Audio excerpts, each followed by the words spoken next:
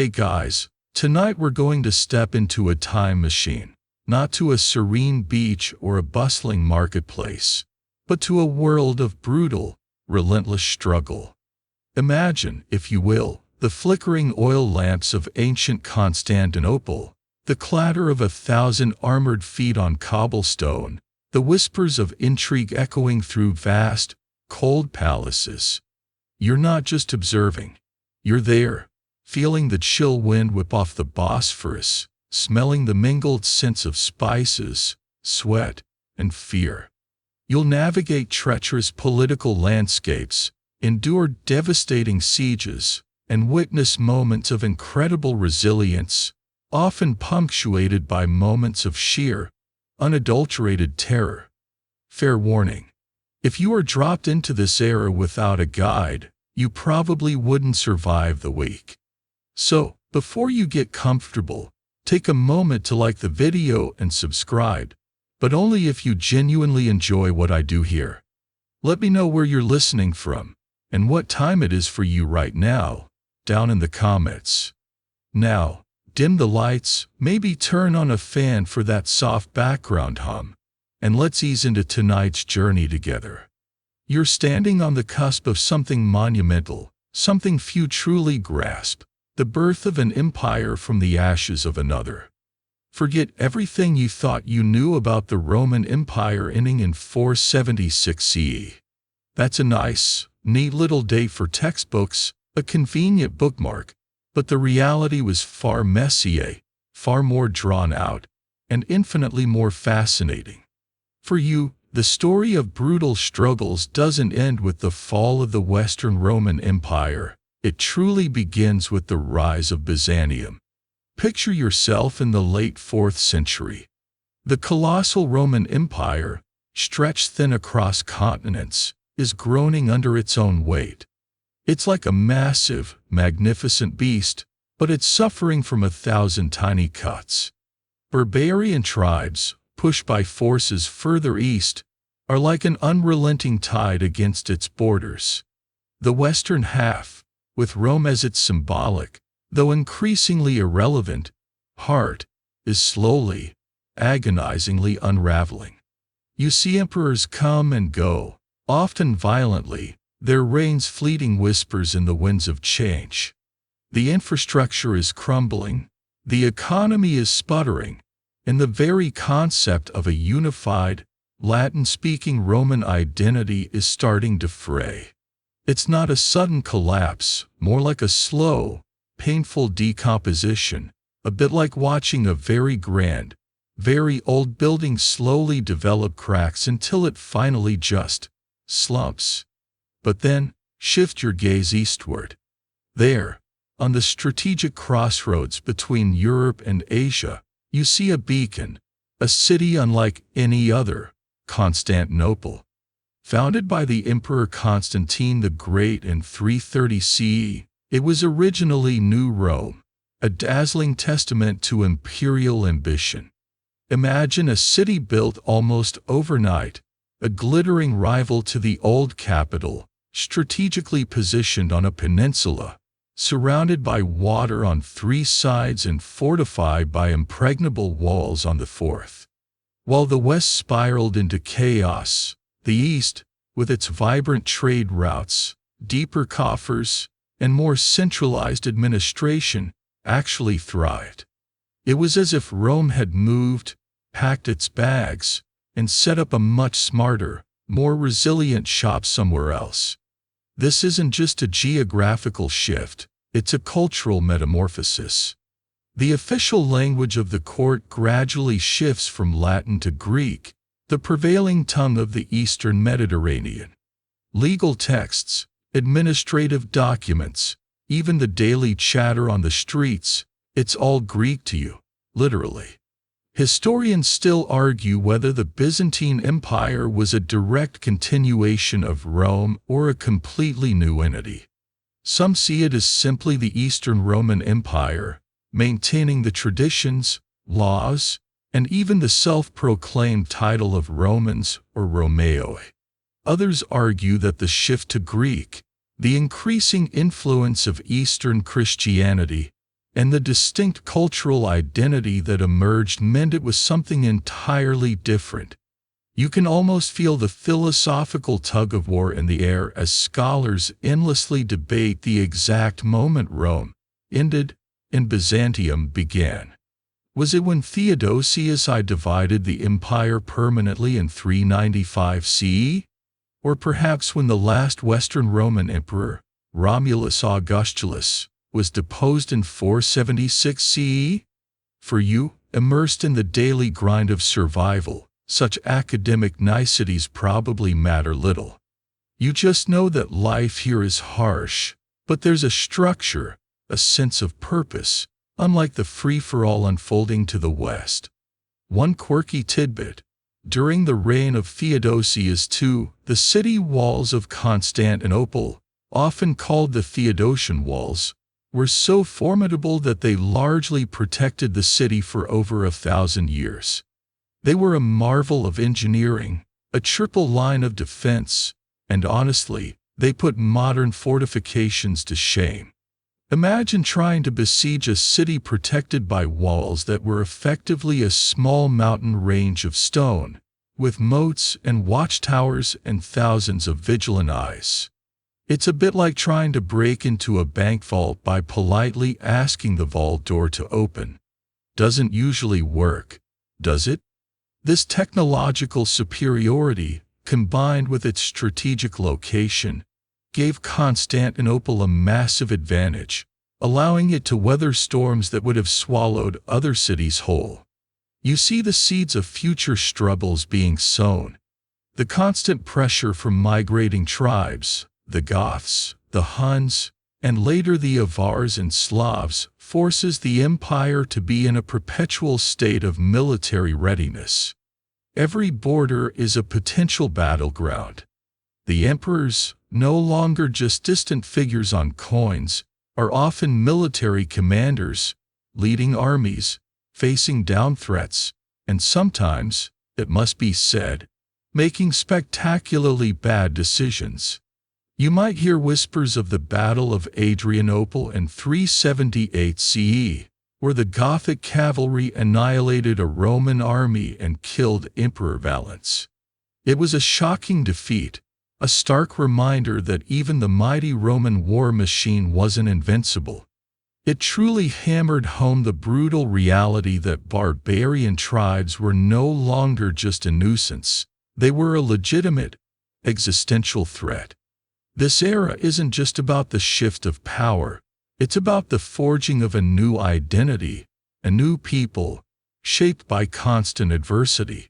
You're part of that crucible, feeling the immense pressure that slowly, inexorably, transforms the old world into something entirely new. You've watched the empire's heart shift, its language change, its very essence reforged in the fires of survival. Now, fast forward a bit. The 6th century arrives, and with it, a figure who will stamp his name on the Byzantine narrative like a branding iron on cattle, Justinian. His reign, from 527 to 565 CE, is often called a golden age, a period of immense ambition and monumental achievements. But for you, living through it, you'd probably call it something else. A period of brutal, relentless effort, often paid for in blood and tears, capped by unimaginable horror.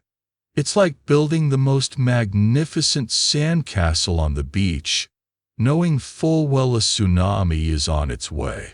Justinian had a singular, driving obsession to reclaim the lost glory of the Roman Empire.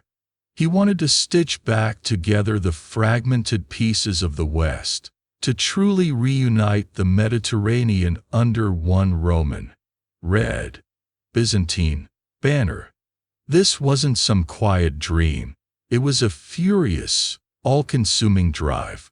To achieve this, he needed generals, and he found two of the most brilliant the empire would ever produce, Belisarius and Narses. Imagine these guys as the special forces of their day, incredibly skilled, utterly ruthless, and almost supernaturally lucky, at least for a while. You would have heard the thrilling, terrifying tales of their campaigns. Belisarius, first, leading a relatively small but highly effective force, sails to North Africa. Your daily life might be punctuated by news from the front, rumors of incredible victories. He crushes the Vandal kingdom with surprising speed in 533 to 534 CE, liberating provinces that had been lost for over a century. It's a lightning war, a textbook example of military efficiency. You feel a surge of pride, a renewed sense of imperial power. Perhaps you even invest in some Vandalic spoils, now flooding the markets of Constantinople. It's a good time to be a merchant with connections, less so if you were a Vandal. Then, Belisarius turns his attention to Italy, the very heartland of the old Roman Empire, now controlled by the Ostrogoths. This is where things get truly brutal and protracted. The Gothic Wars, lasting almost 2 decades, 535 to 554 CE, are a grinding, devastating conflict. You hear tales of sieges that drag on for years, of cities changing hands multiple times, of entire regions being laid waste. Imagine trying to farm your land or run your pottery shop while armies are constantly marching through, forging, fighting, and generally turning your life into a chaotic mess. It's less glorious reconquest and more economic collapse with occasional battles. The sheer scale of destruction in Italy is almost unthinkable. It cripples the peninsula for centuries. Historians still argue whether the cost of these reconquests, both in lives and resources, ultimately weakened the empire more than it strengthened it. Was it a triumph of ambition or a Pyrrhic victory? Meanwhile, Justinian isn't just fighting wars abroad. Back home, he's a whirlwind of legislative activity. He commissions the Corpus Juris Civilis, a massive compilation and codification of Roman law. This isn't just some dusty legal document. It's the bedrock of modern Western law, influencing legal systems for over a millennium. It's like taking every law ever written, tossing out the junk, organizing the rest, and then adding new, brilliant stuff. Pretty impressive, right? For you, this means a more structured, if sometimes overly complex, legal system. No more Wild West law. Now there's a proper rule book, which is a good thing unless you're on the wrong side of it, of course. He also undertakes an unprecedented building program. You would have seen the city transformed. Churches, aqueducts, fortifications, they're rising everywhere. The crown jewel, of course, is the Hagia Sophia, the Church of Holy Wisdom.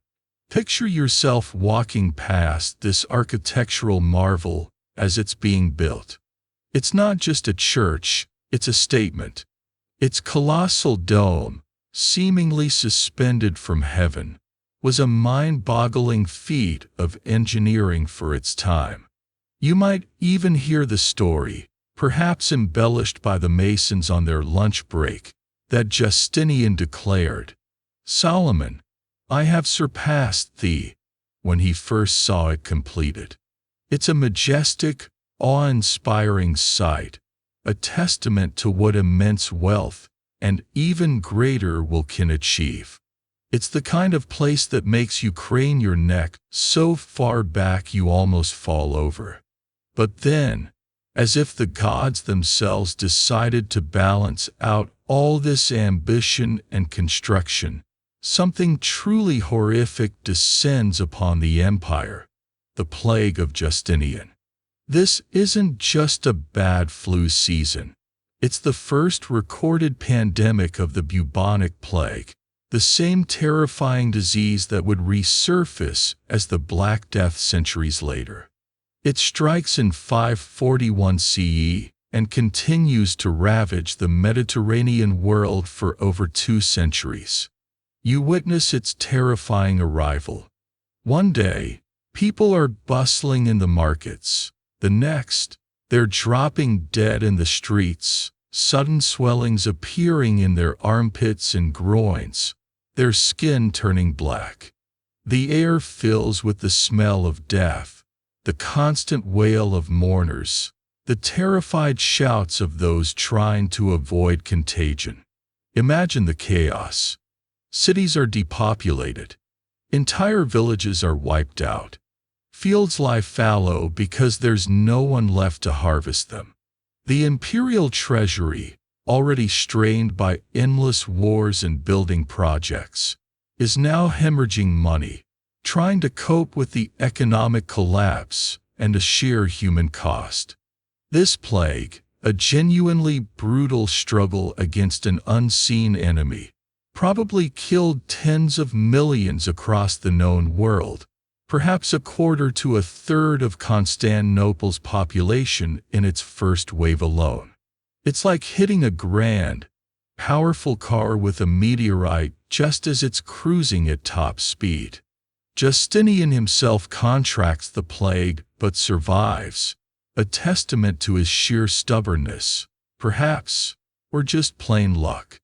One quirky tidbit: during the height of the plague, rats, carrying the fleas that carried the disease, would sometimes literally rain down from the ceilings of buildings as they died. Not exactly a relaxing bedtime story, I know, but a grim reality of the time. The plague severely weakens the empire, leaving it vulnerable to new threats. The grand reconquests, for all their initial glory, become increasingly difficult to hold on to. The ambitious dream of a reunified Roman Empire starts to crack under the weight of disease and exhaustion. You're left wondering, as you watch the funeral pyres burn, if all that struggle, all that glory, was worth the devastation. The Golden Age, it seems, came with a very heavy price tag, leaving a legacy of monumental achievements, yes, but also a deep, lasting scar on the Byzantine psyche. You've just lived through the initial shock of the plague, watching the world around you unravel, despite the grand ambitions of Justinian. But even amid such devastation, power dynamics rarely pause.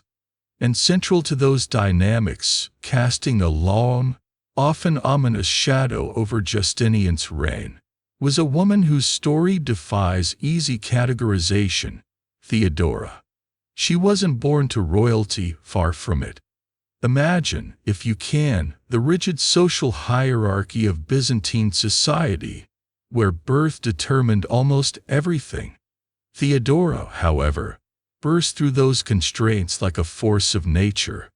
Her origins were, by polite society standards, scandalous.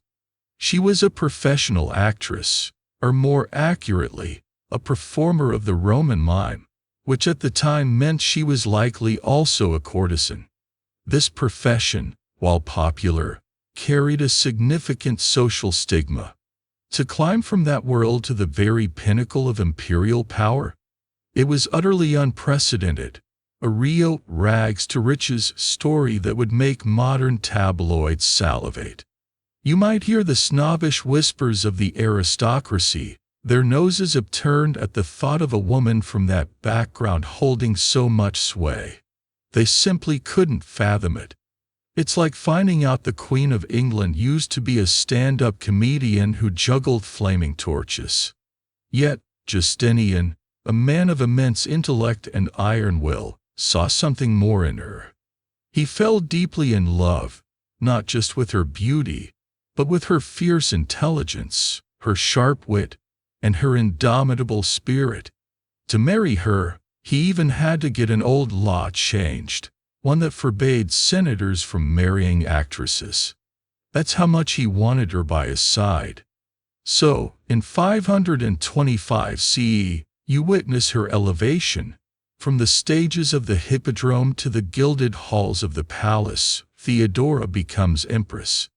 And she wasn't just a consort, she was a co-ruler in all but name, Justinian's most trusted advisor, a true political partner.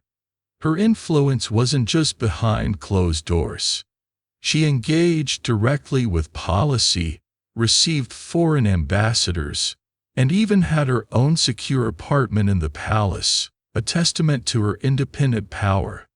This was a woman who didn't just sit pretty, she worked. You'd feel her presence keenly in the imperial court, a palpable force that even the most seasoned patriarchs and generals respected, and perhaps a little bit feared. The true test of Theodora's mettle, and arguably her most famous moment, came during the Nika riots of 532 CE. This wasn't some minor kerfuffle, it was an apocalyptic uprising that nearly toppled Justinian's reign. Imagine Constantinople, a city of 1 million souls, gripped by a madness that started as a dispute between rival chariot racing factions, the Blues and the Greens. Yes, you read that right. These fan clubs were more like powerful political parties, with their own militias and deep-seated social grievances. They were football hooligans on steroids, with political backing in sorts. The riots started in the Hippodrome, the colossal stadium where you might have spent your afternoons watching races. But they quickly escalated. The factions united under a common cry, Nika, which means conquer or win. They burned down half the city, including the original Hagia Sophia, which had been built by Theodosius II, and even proclaimed a new emperor. You'd be cowering in your home, listening to the roar of the mob, seeing the smoke plume over the city, the very foundations of your world shaking. Justinian, panicked, was ready to flee, to abandon his capital and his throne. But Theodora stood firm. She delivered a speech that became legendary, a powerful testament to her courage and conviction. While you wouldn't have been in the imperial council chamber to hear it directly, the story would have spread like wildfire through the surviving parts of the city. She famously declared, "Royalty is a magnificent burial shroud." She essentially told her trembling husband and his advisors that she would rather die an empress than live in exile, stripped of her dignity. She argued that flight was shameful, that the purple imperial robes made a magnificent shroud, and that true rulers should never abandon their post. It's the kind of speech that makes you want to stand up and cheer, even centuries later. Her unwavering resolve shamed Justinian and his generals, Belisarius and Narses, yes, them again, into action. They devised a plan to trap the rioters in the Hippodrome, and then brutally suppress the rebellion. Tens of thousands of people were slaughtered. The streets ran red with blood. It was a horrifying spectacle, a moment of raw, untamed violence that solidified Justinian's power, but at a terrible human cost. You would have seen the grim aftermath, the piles of bodies, the smoldering ruins, the city slowly beginning the agonizing process of rebuilding. Historians still argue whether Theodora's decision, while undoubtedly saving the throne, was a pragmatic necessity or a display of cold, unforgiving ruthlessness. Was it justified? Or was it an act of horrific tyranny? The debate continues. Beyond the political stage, Theodora was also a champion of women's rights, particularly for those in her former profession. She enacted laws to protect actresses from forced prostitution and established convents to provide them with a safe refuge. She pushed for stricter penalties for rape and championed property rights for women. This wasn't just some token gesture. These were significant reforms for the time, showing a progressive streak that was utterly remarkable for a 6th century empress. It's like she looked at the world she came from and said, "Nope, not on my watch anymore." Her story is a reminder that even in the most brutal of times, individuals can rise above their circumstances and wield immense power, often against overwhelming odds. Theodora's shadow, long after her death in 548 CE, continued to influence the court. She provided an unparalleled example of a woman in power, a figure both revered and reviled, but never ignored. Her impact was profound, proving that even a golden age had its dark, brutal underbelly, and that strength could come from the most unexpected places. You've witnessed the empire's grand resurgence under Justinian, almost undone by riot and plague, saved by an empress's iron will. Now, as the 6th century rolls into the 7th, the nature of the struggle shifts. The external threats remain, relentless as ever, but a new, insidious battle begins to rage within the very soul of the empire: heresy, holy wars, and the iconoclast fury. This isn't about armies clashing on battlefields, but about deeply held beliefs clashing in churches, in the streets, and even in the imperial palace itself, often with devastatingly violent consequences. Imagine, for a moment, a society where faith isn't just a personal choice, but the very fabric of identity, governance, and daily life. In Byzantium, religion was paramount. The emperor wasn't just a secular ruler, he was God's chosen representative on earth, a living icon of divine authority. The Patriarch of Constantinople, the head of the church, wielded immense spiritual power, sometimes even challenging the emperor himself. This intertwining of church and state meant that theological disputes weren't merely academic debates for cloistered monks. They were matters of imperial policy, often leading to schism, persecution, and outright war. It was like trying to separate a particularly stubborn sticker from a very delicate piece of antique furniture. One of the earliest and most persistent theological controversies you would have heard about, almost from the empire's inception, was over the nature of Christ. Was he fully divine? Fully human? A blend of both? This might sound like arcane hair-splitting to you today, but for people of the Byzantine era, these were questions of salvation, of ultimate truth. The Monophysite controversy, for instance, argued that Christ had only one divine nature, or a single composite nature. This belief was particularly strong in the eastern provinces, like Egypt and Syria. The imperial capital, however, largely adhered to the Chalcedonian Creed, which affirmed Christ had two distinct natures, divine and human, united in one person. You can feel the tension in the air as these debates rage. Synods are called, bishops excommunicate each other, and emperors try desperately to enforce religious unity, often by force.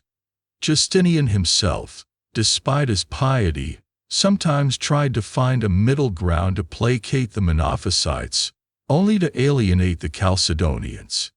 It's like trying to please both sides in a family argument when everyone is absolutely convinced they're right.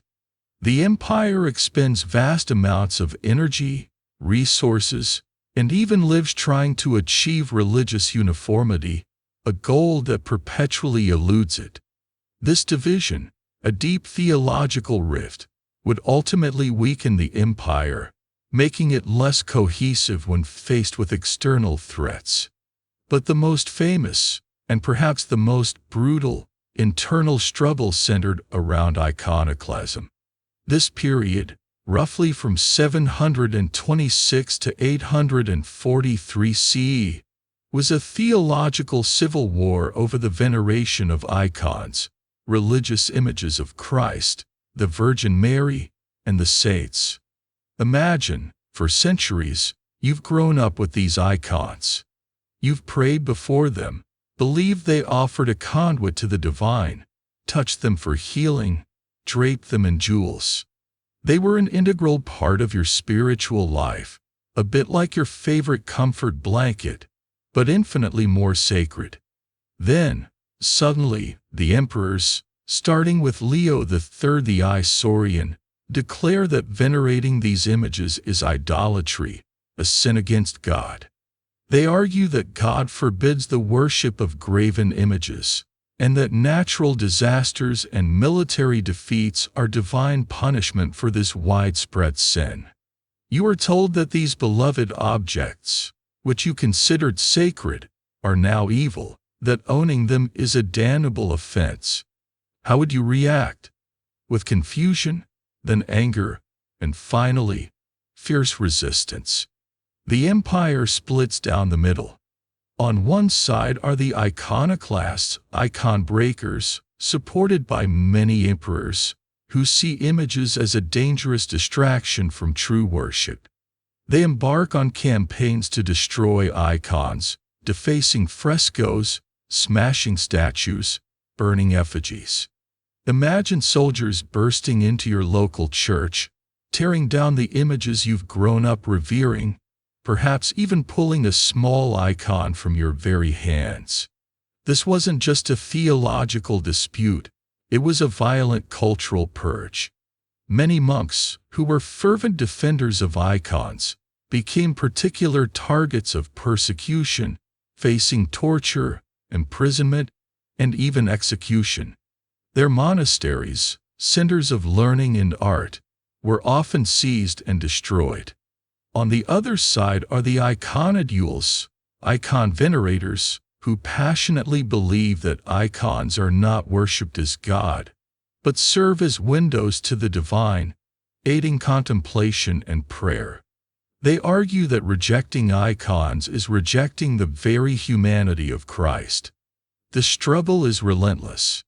There are periods of intense persecution, followed by periods of relative calm, and then another resurgence of iconoclast fury. It's a pendulum swinging violently between extremes. One quirky tidbit from this era: during the height of iconoclasm, some iconodules would literally risk their lives to smuggle icons, hiding them in secret compartments or disguising them as mundane objects. Like religious art being treated like contraband in a spy movie. The struggle comes to a head in the early 9th century, then flares up again, before finally being resolved in 843 CE with the triumph of orthodoxy. This is when the veneration of icons is finally, definitively restored, a decision celebrated to this day by the Eastern Orthodox Church. You would have witnessed the joyous parades, the triumphant display of icons in the churches once more, a profound sense of relief washing over the populace. But the scars of this internal war ran deep. The iconoclast controversy weakened imperial authority, caused significant cultural and artistic loss, and further widened the schism between the Eastern and Western branches of Christianity. Historians still argue whether the iconoclast movement was a genuine religious purification or a cynical attempt by emperors to assert greater control over the church and seize its vast wealth. Was it truly about piety or about power? The lines are blurry, but the brutal reality for you, living through it, was one of profound disruption, fear, and sometimes heartbreaking loss as sacred objects were destroyed and fellow citizens persecuted for their beliefs. These holy wars, fought with words, decrees, and sometimes swords, proved that the greatest threats to the empire weren't always from outside its formidable walls, but from within its own divided heart. You survived the theological firestorm of iconoclasm, witnessing how internal strife could be just as devastating as any external invasion. But while emperors and patriarchs argued over images, the empire's physical borders were under constant, brutal assault. As the 6th and 7th centuries progressed, a new wave of relentless pressure emerged from the north, the Slavic invasions and the chaos in the Balkans. For you, living in these tumultuous times, it meant a constant state of alert, a shrinking world, and the terrifying prospect of your home being swallowed by an unstoppable tide of migration. Imagine the vast, fertile plains north of the Danube River, the traditional boundary of Roman influence. For centuries, this area was a buffer, sometimes a source of mercenaries, sometimes a problem. But now, it becomes the launchpad for massive population movements. The Slavs, a diverse group of tribes, driven by population growth, economic opportunity, and perhaps even pressure from other nomadic groups further east, began to pour across the Danube in ever-increasing numbers. This wasn't a single, organized army. It was more like a slow-motion demographic tsunami, wave after wave of people seeking new lands. You would hear the horrifying reports from the frontier. Villages burned, towns besieged, fertile farmlands laid waste. The Byzantines, already stretched thin by wars with Persia and internal religious conflicts, struggled desperately to stem the tide. Fortifications along the Danube, once formidable, were repeatedly overwhelmed. It's like trying to hold back a flood with a leaky bucket. You can try, but the water just keeps coming. These weren't just hit-and-run raids. The Slavs were settling, bringing their families, their livestock, and their distinct ways of life. They established permanent settlements deep within imperial territory, particularly in the regions we now call the Balkans, Greece, Macedonia, Serbia, Bulgaria. This had a profound and lasting impact. Areas that had been Latin or Greek-speaking for centuries slowly became Slavicized. You might wake up one morning to find your nearest market town now has a different name, its population speaking an unfamiliar tongue.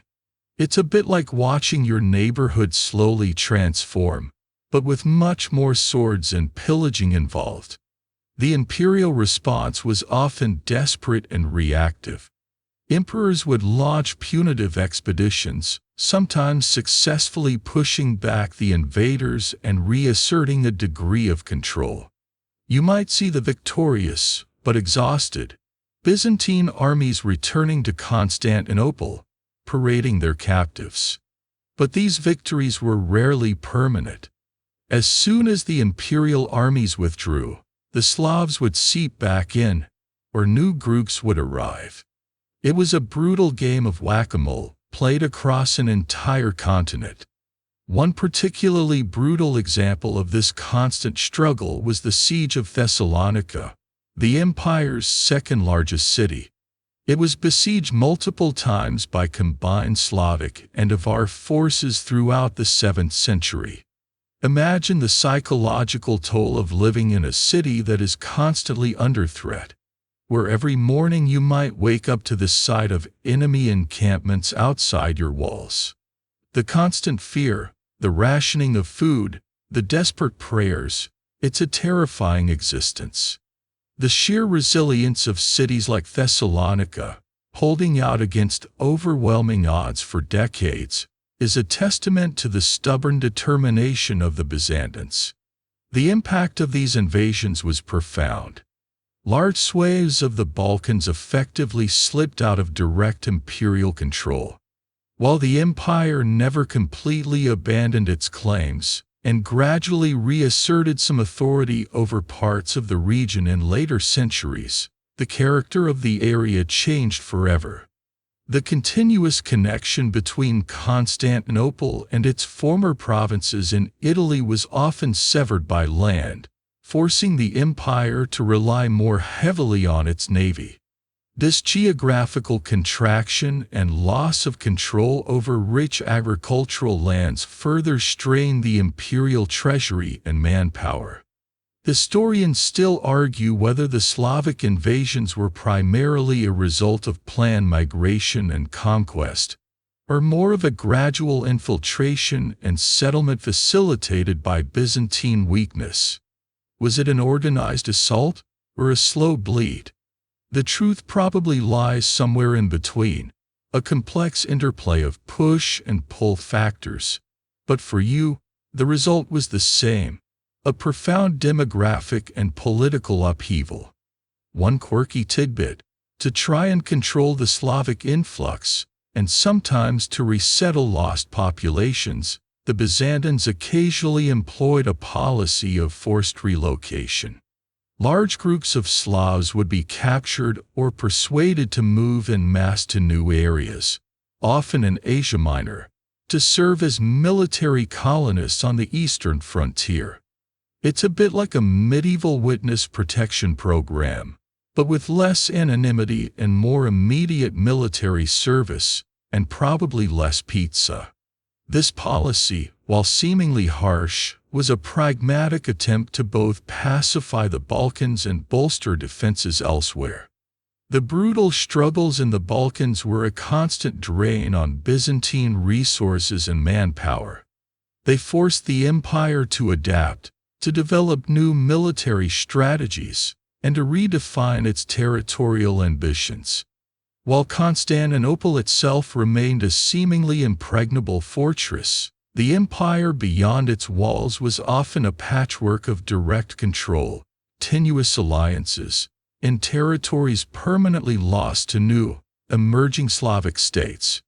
You would feel the ever-present sense of a shrinking world, of borders that were less lines on a map and more shifting, permeable membranes, always threatening to engulf your civilization.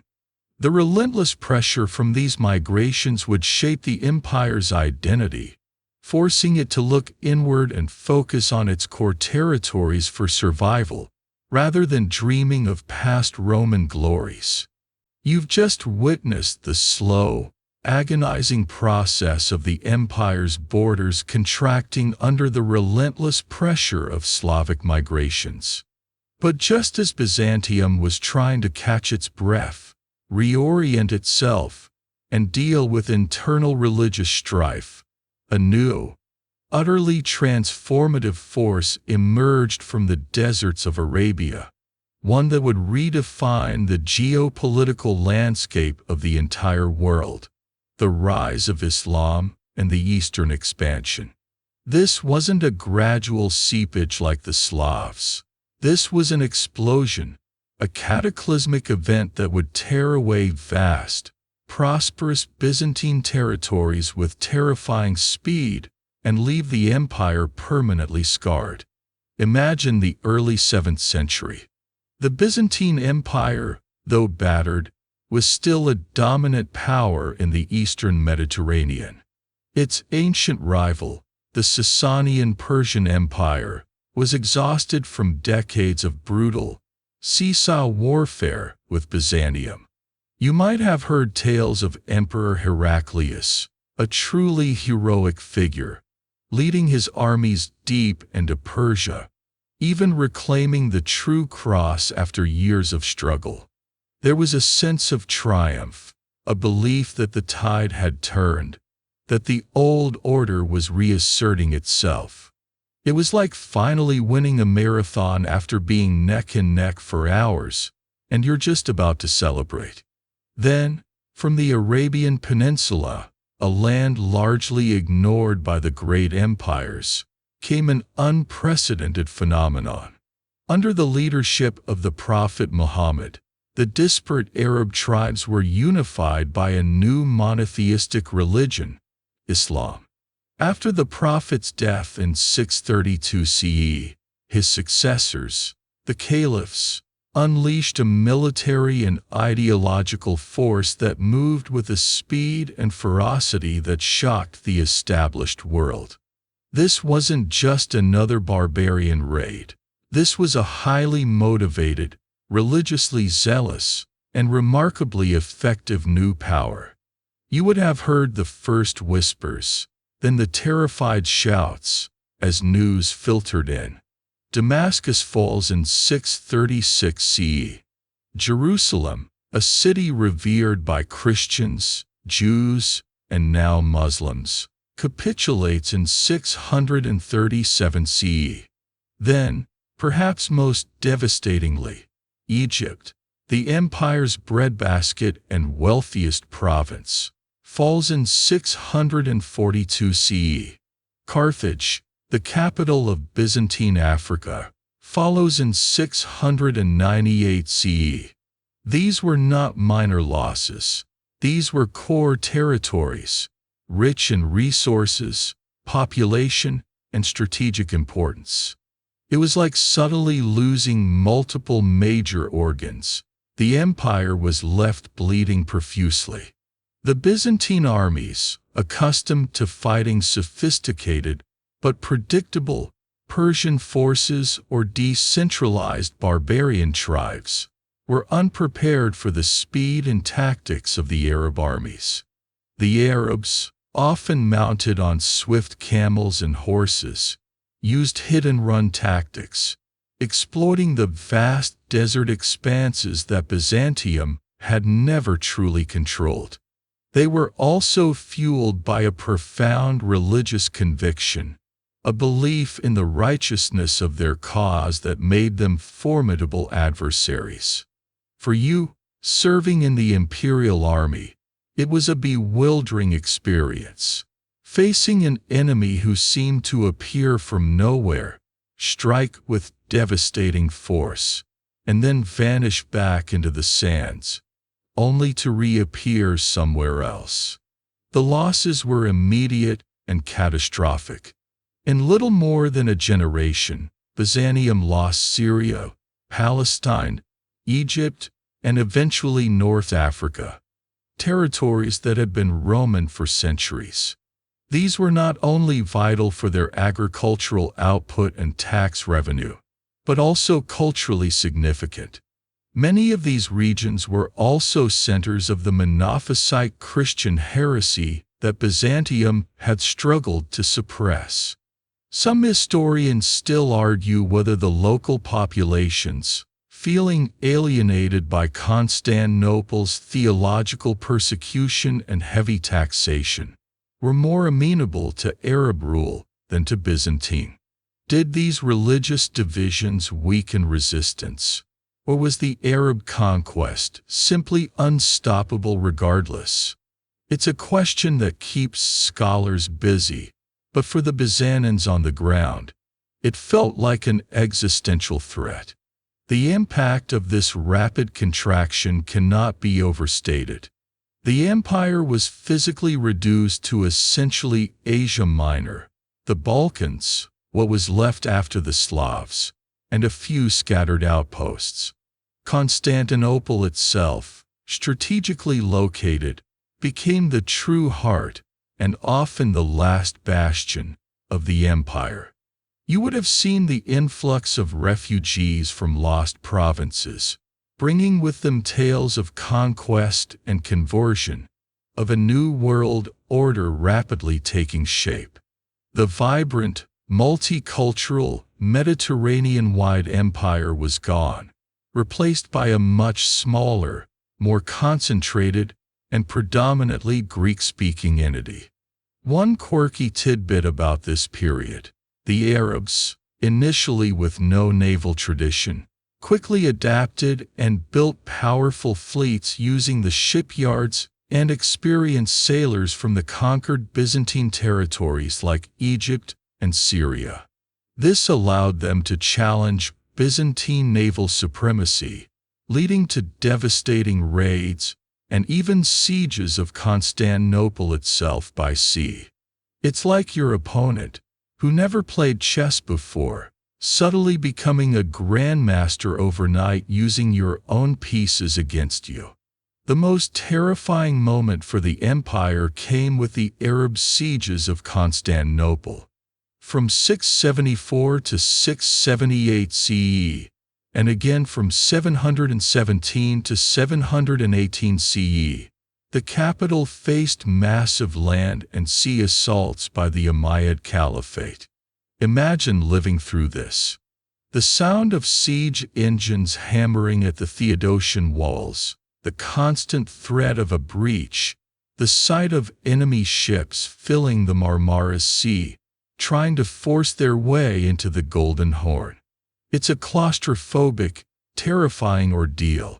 The survival of Constantinople during these sieges was nothing short of miraculous, and largely due to its formidable fortifications, and a new, secret weapon we'll talk about next. These brutal struggles against the rising Islamic power forced Byzantium into a period of radical transformation.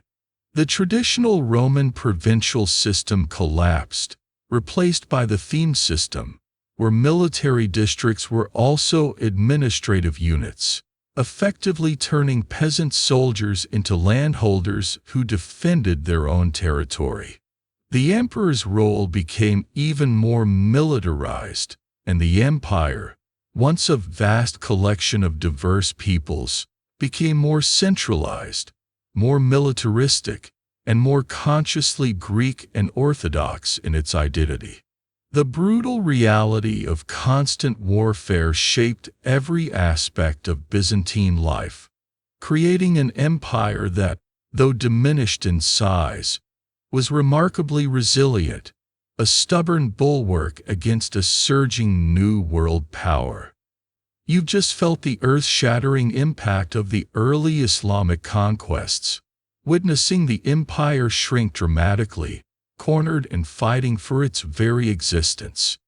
The Grand Byzantine project, once sprawling across the Mediterranean, was now largely confined to Anatolia and parts of the Balkans, with Constantinople as its besieged heart.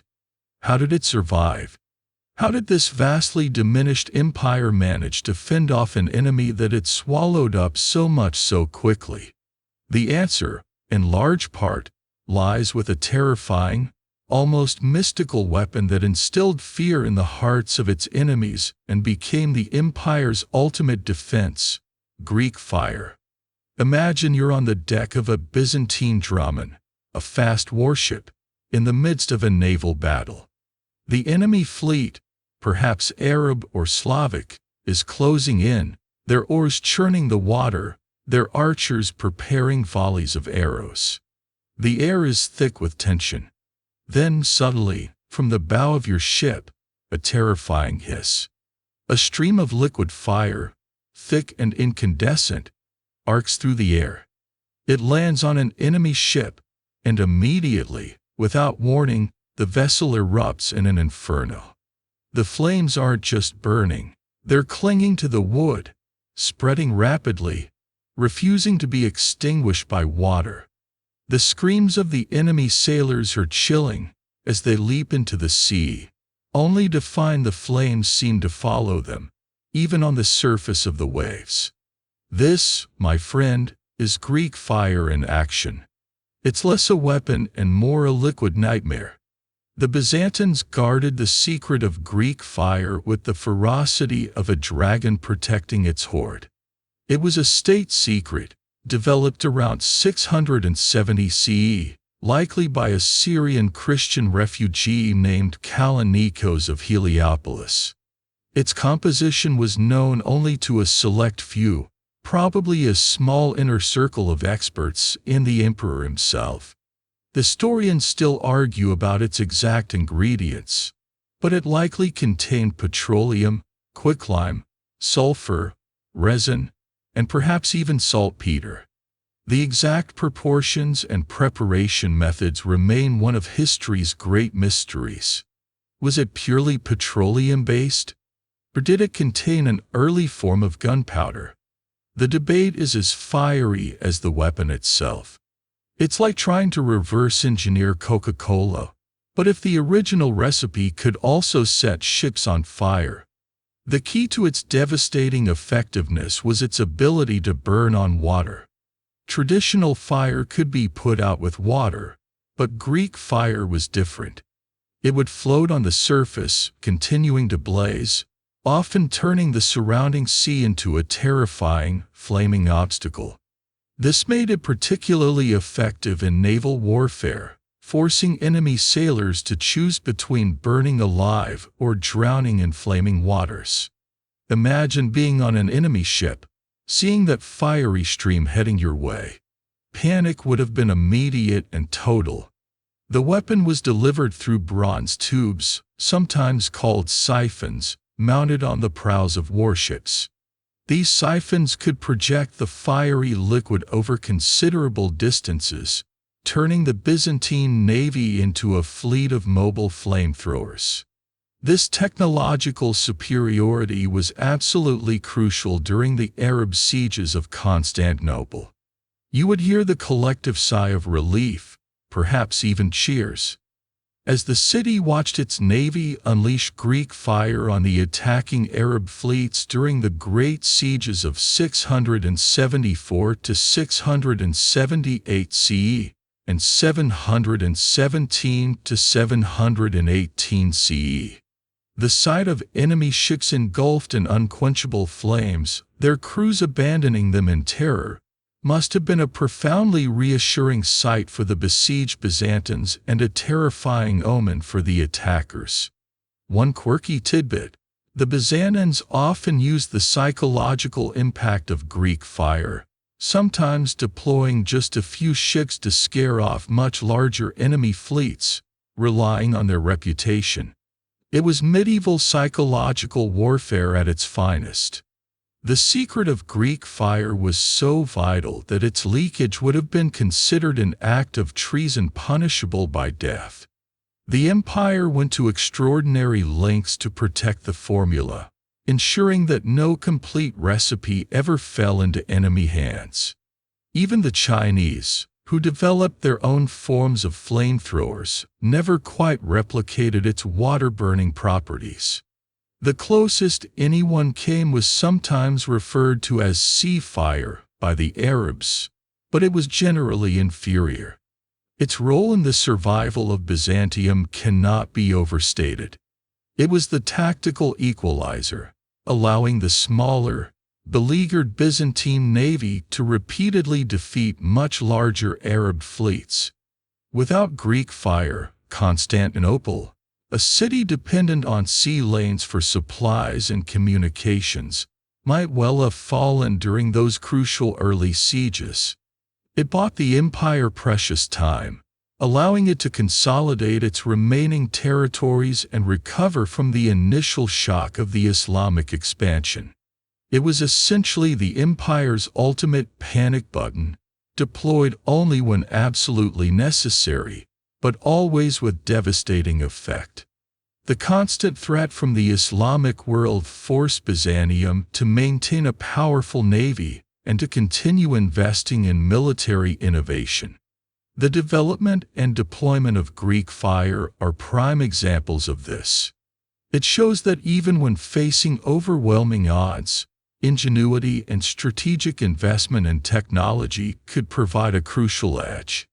You would have grown up hearing tales of this amazing weapon, of its ability to turn the tide of battle, seeing it as almost a divine gift, a sign of God's favor for the empire.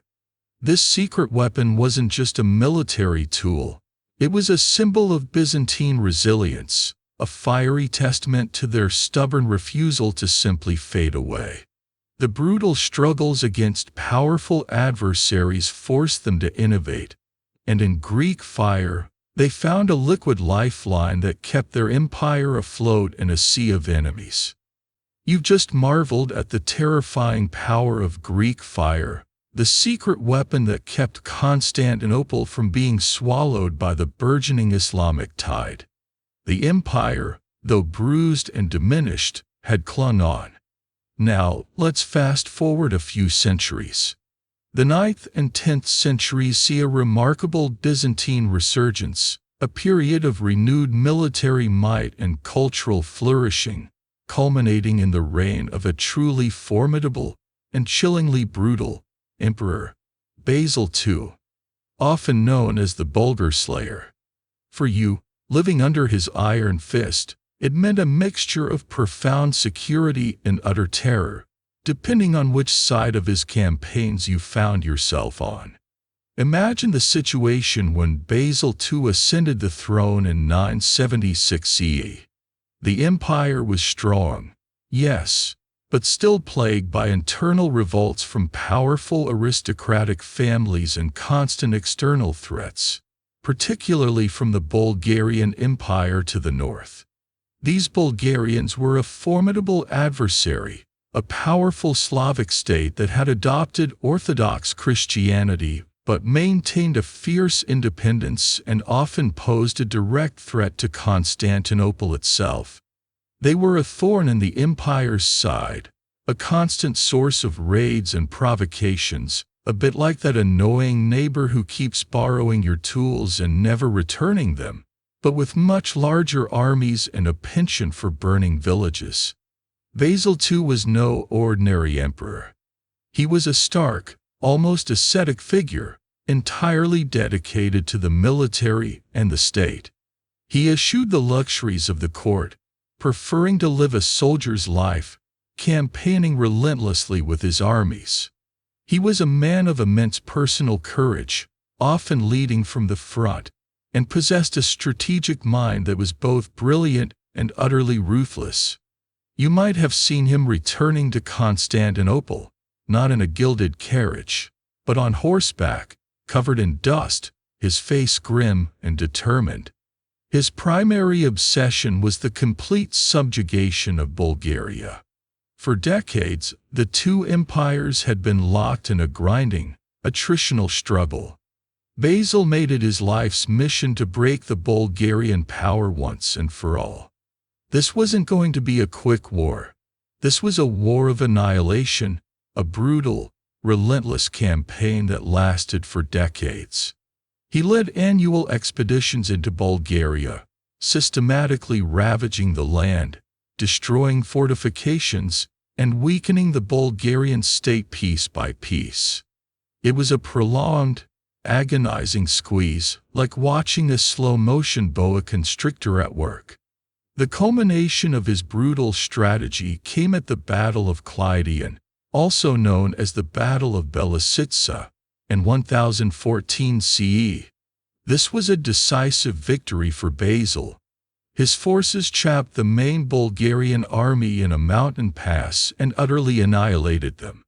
But what he did next, the act that earned him his chilling moniker, forever stained his legacy in the eyes of history, even as it terrified his enemies into submission. Imagine the aftermath of the battle. Thousands upon thousands of Bulgarian prisoners, perhaps 15,000, perhaps more, are captured. Instead of executing them all or ransoming them, Basil ordered that they all be blinded. Not just a few, but almost every single one. He then ordered that 1 in every 100 be left with one eye, so they could lead their fellow, sightless soldiers back to their Tsar, Samuel. Can you imagine the horror?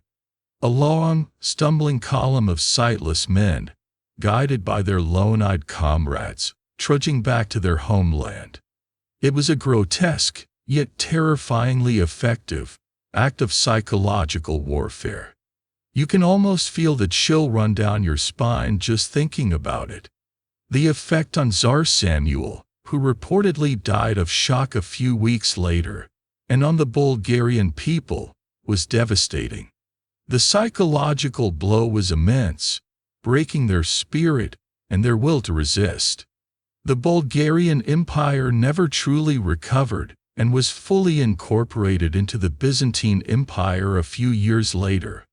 This was a brutal struggle, ending in an act of barbarity that left an indelible mark on history.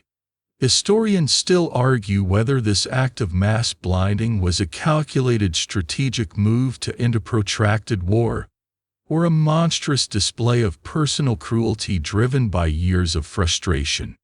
Was it necessary, or was it simply inhuman? The debate rages on. Basil II's reign wasn't just about the Bulgarians. He also campaigned successfully against the Arabs in the east, pushing the imperial borders further into Syria and Mesopotamia than they had been in centuries. He subdued rebellious Georgian princes and kept the emerging Russian state in check. He solidified the theme system, cracked down on corrupt aristocrats, and amassed a huge imperial treasury. For the ordinary Byzantine citizen, outside the war zones, his reign meant unprecedented peace and stability, at least for a while.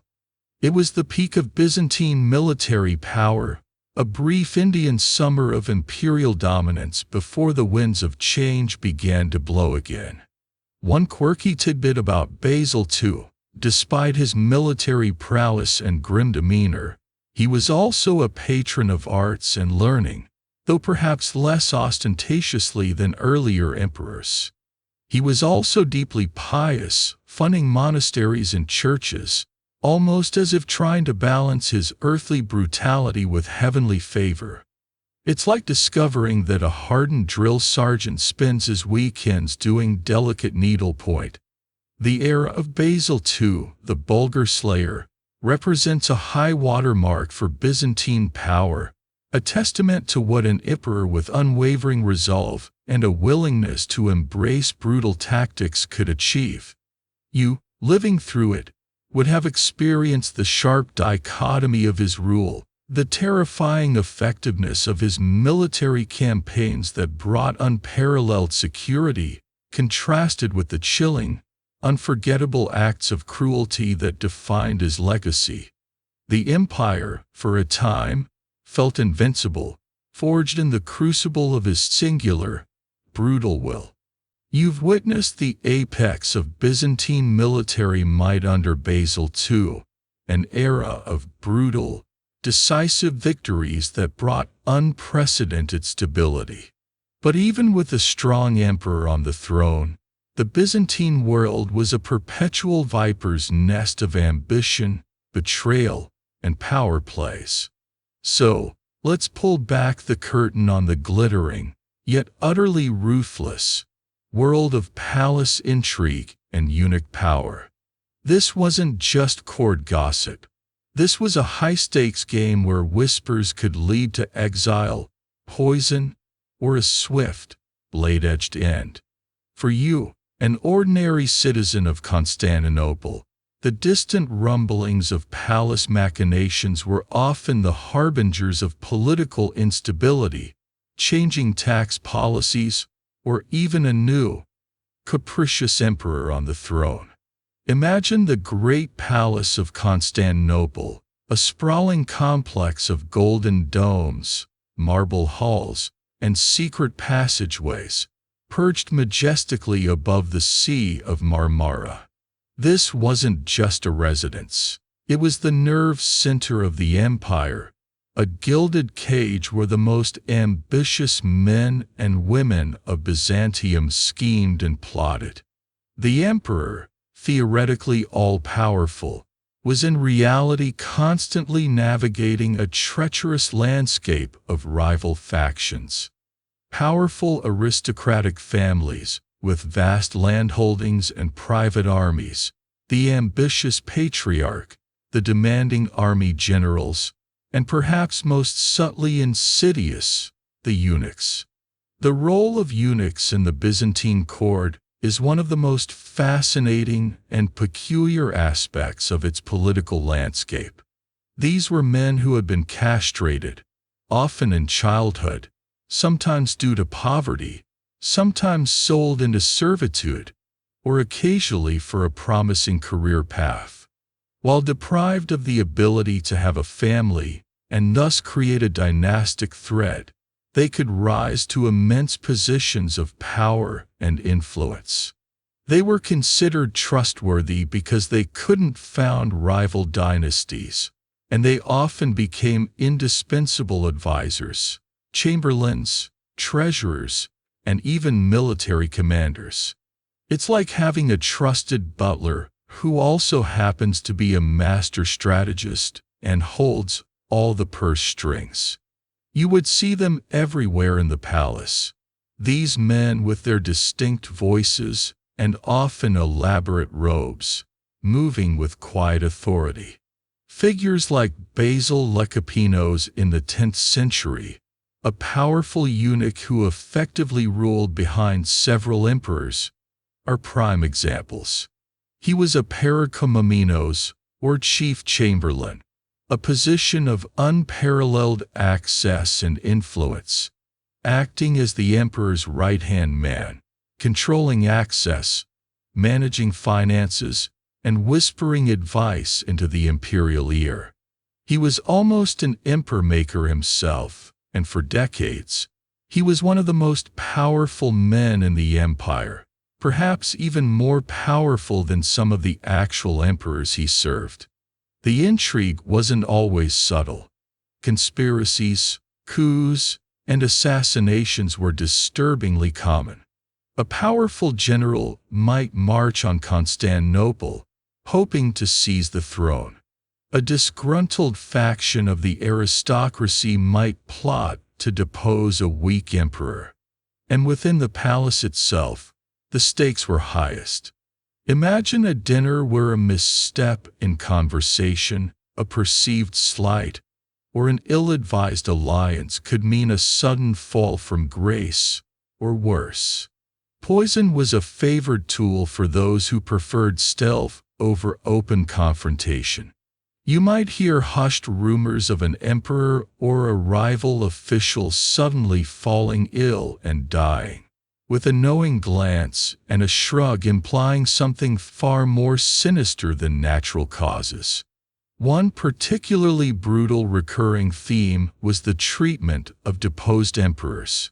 If you lost the throne, your life was often spared, but your ability to rule again was swiftly and permanently curtailed.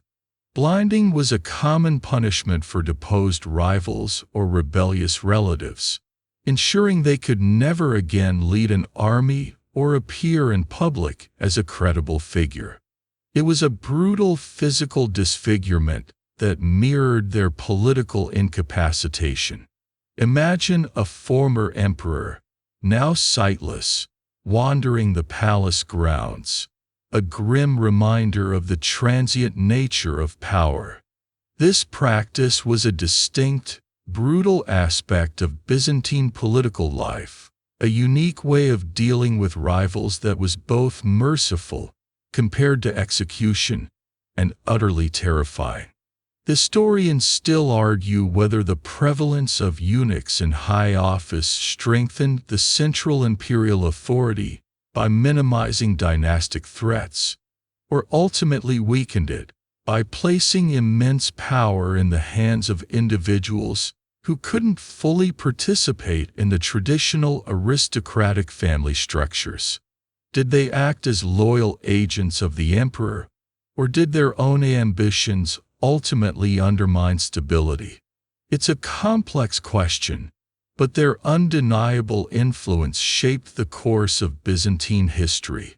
One quirky tidbit about these court eunuchs: despite their lack of a traditional family, many were incredibly wealthy and became patrons of art, architecture, and learning. They often built magnificent monasteries and churches, commissioned illuminated manuscripts, and established charitable foundations.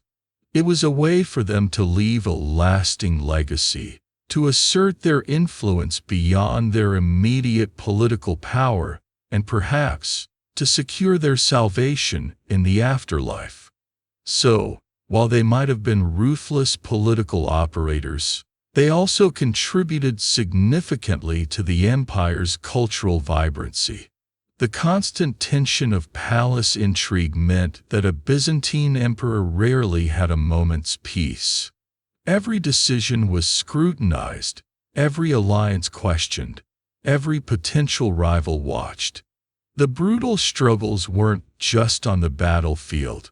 They were fought in the quiet corridors of the palace, in hushed conversations, and with the subtle deployment of power and influence. For you, living in Constantinople, the ever-present drama of the imperial court was a reminder that even at the very top, power was never truly secure, and betrayal was often just a handshake away. It was a world of glittering surfaces and deadly depths, where ambition often came with a very high, very personal price.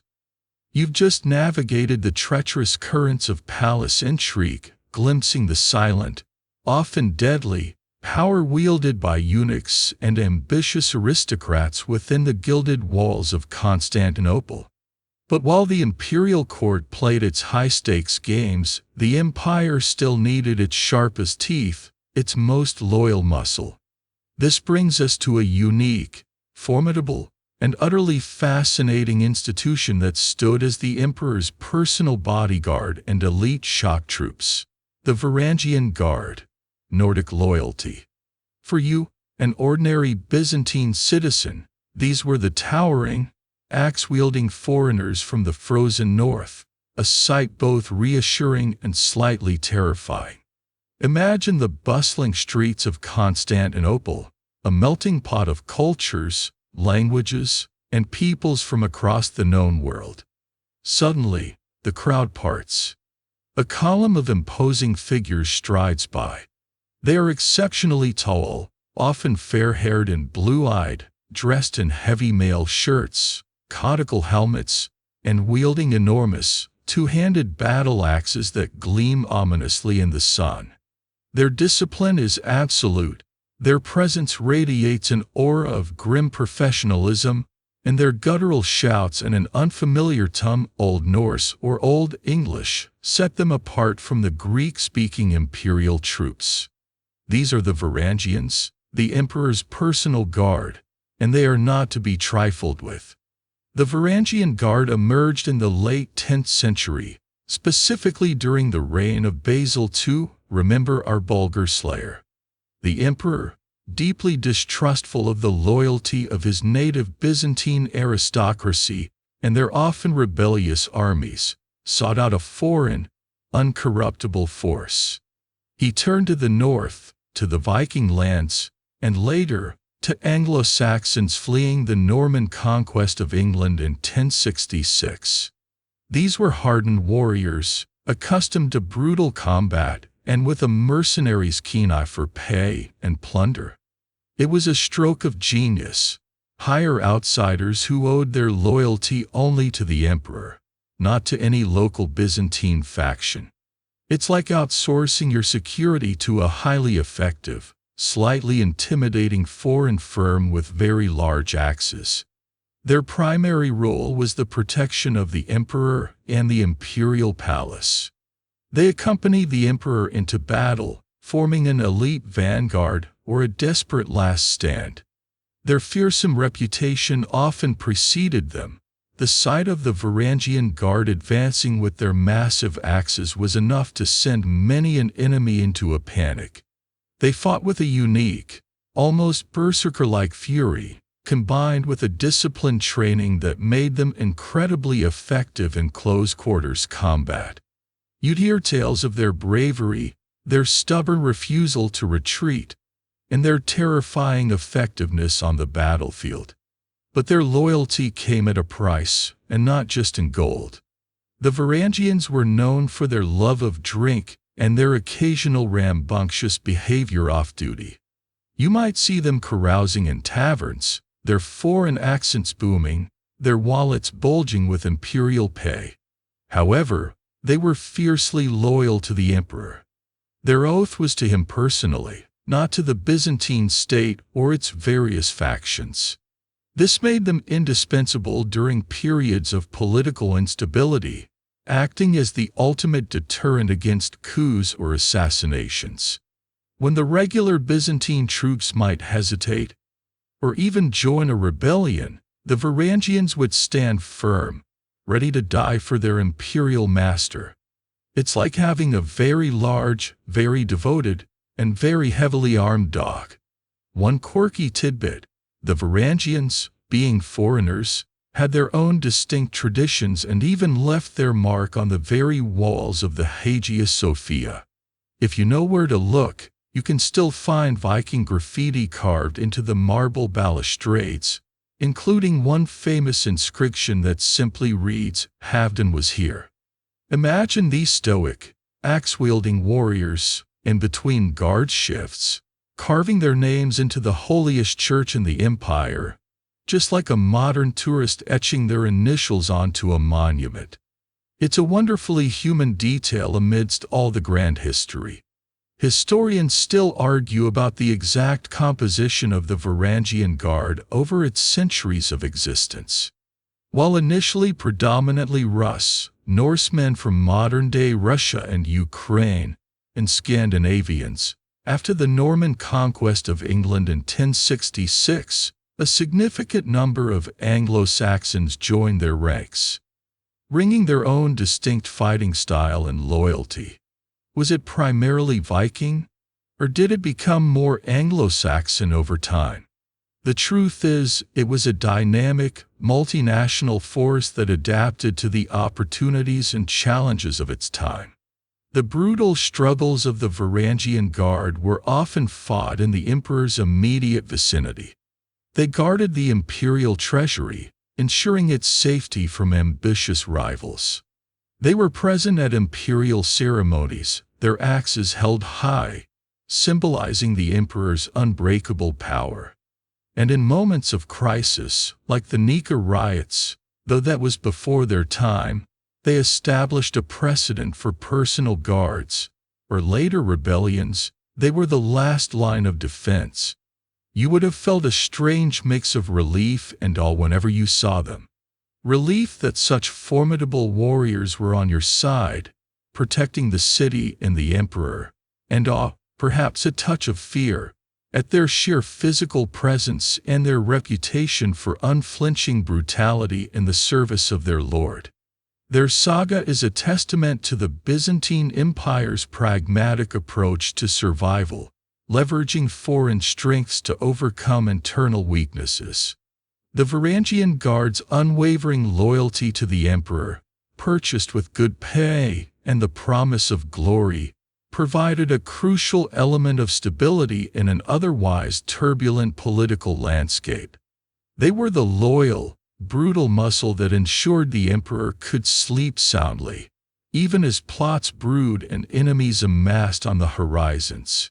Their very existence was a brutal reality check for anyone contemplating a coup.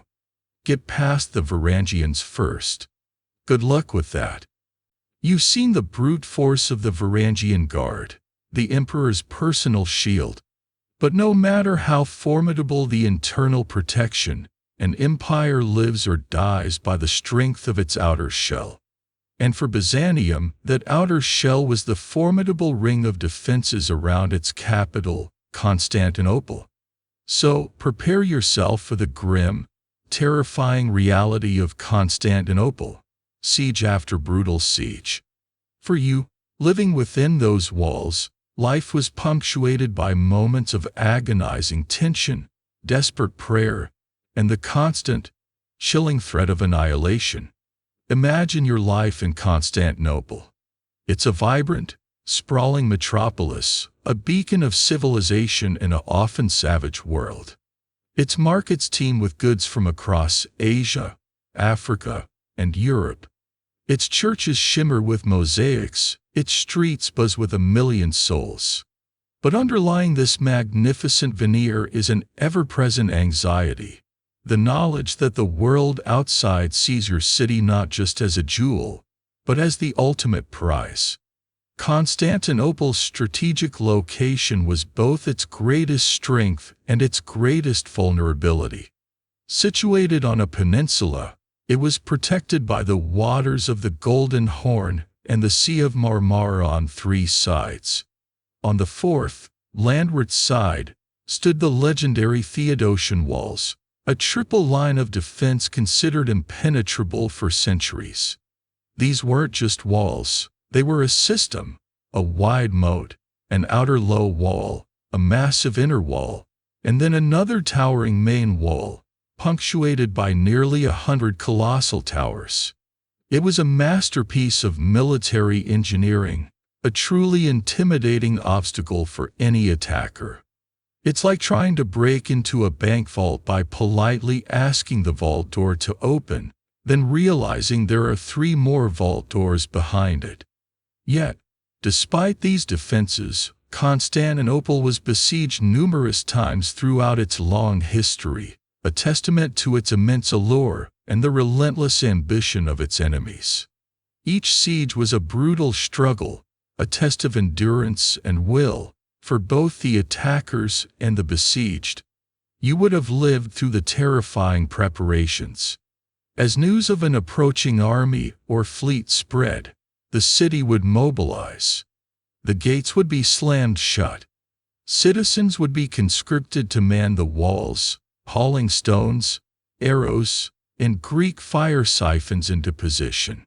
Food and water supplies would be checked, sometimes rationed from the outset. Every able-bodied person would contribute, because failure meant not just defeat, but likely massacre and enslavement. The air would thicken with a mixture of fear, determination, and the acrid smell of burning refuse as the outer suburbs were cleared to deny shelter to the enemy.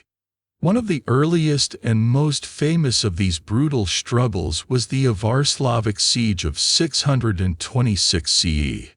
The empire was already stretched thin fighting Persia.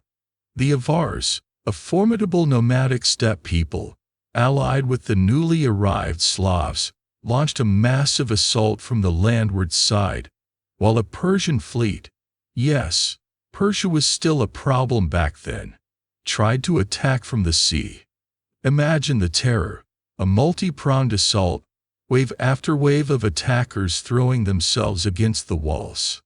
The Byzantines, under Patriarch Sergius and General Bonus, held firm. They were aided by the city's defenses, the timely return of some of Emperor Heraclius's veteran troops, and a fierce storm that decimated the Avar-Slavic fleet in the Golden Horn. It was seen as a divine intervention, a miracle that saved the city, solidifying the belief that Constantinople was under God's special protection. Then came the much later, but equally terrifying, Arab sieges of 674 to 678 CE and 717 to 718 CE, which we briefly touched upon when discussing Greek fire. These were prolonged affairs, years of constant pressure.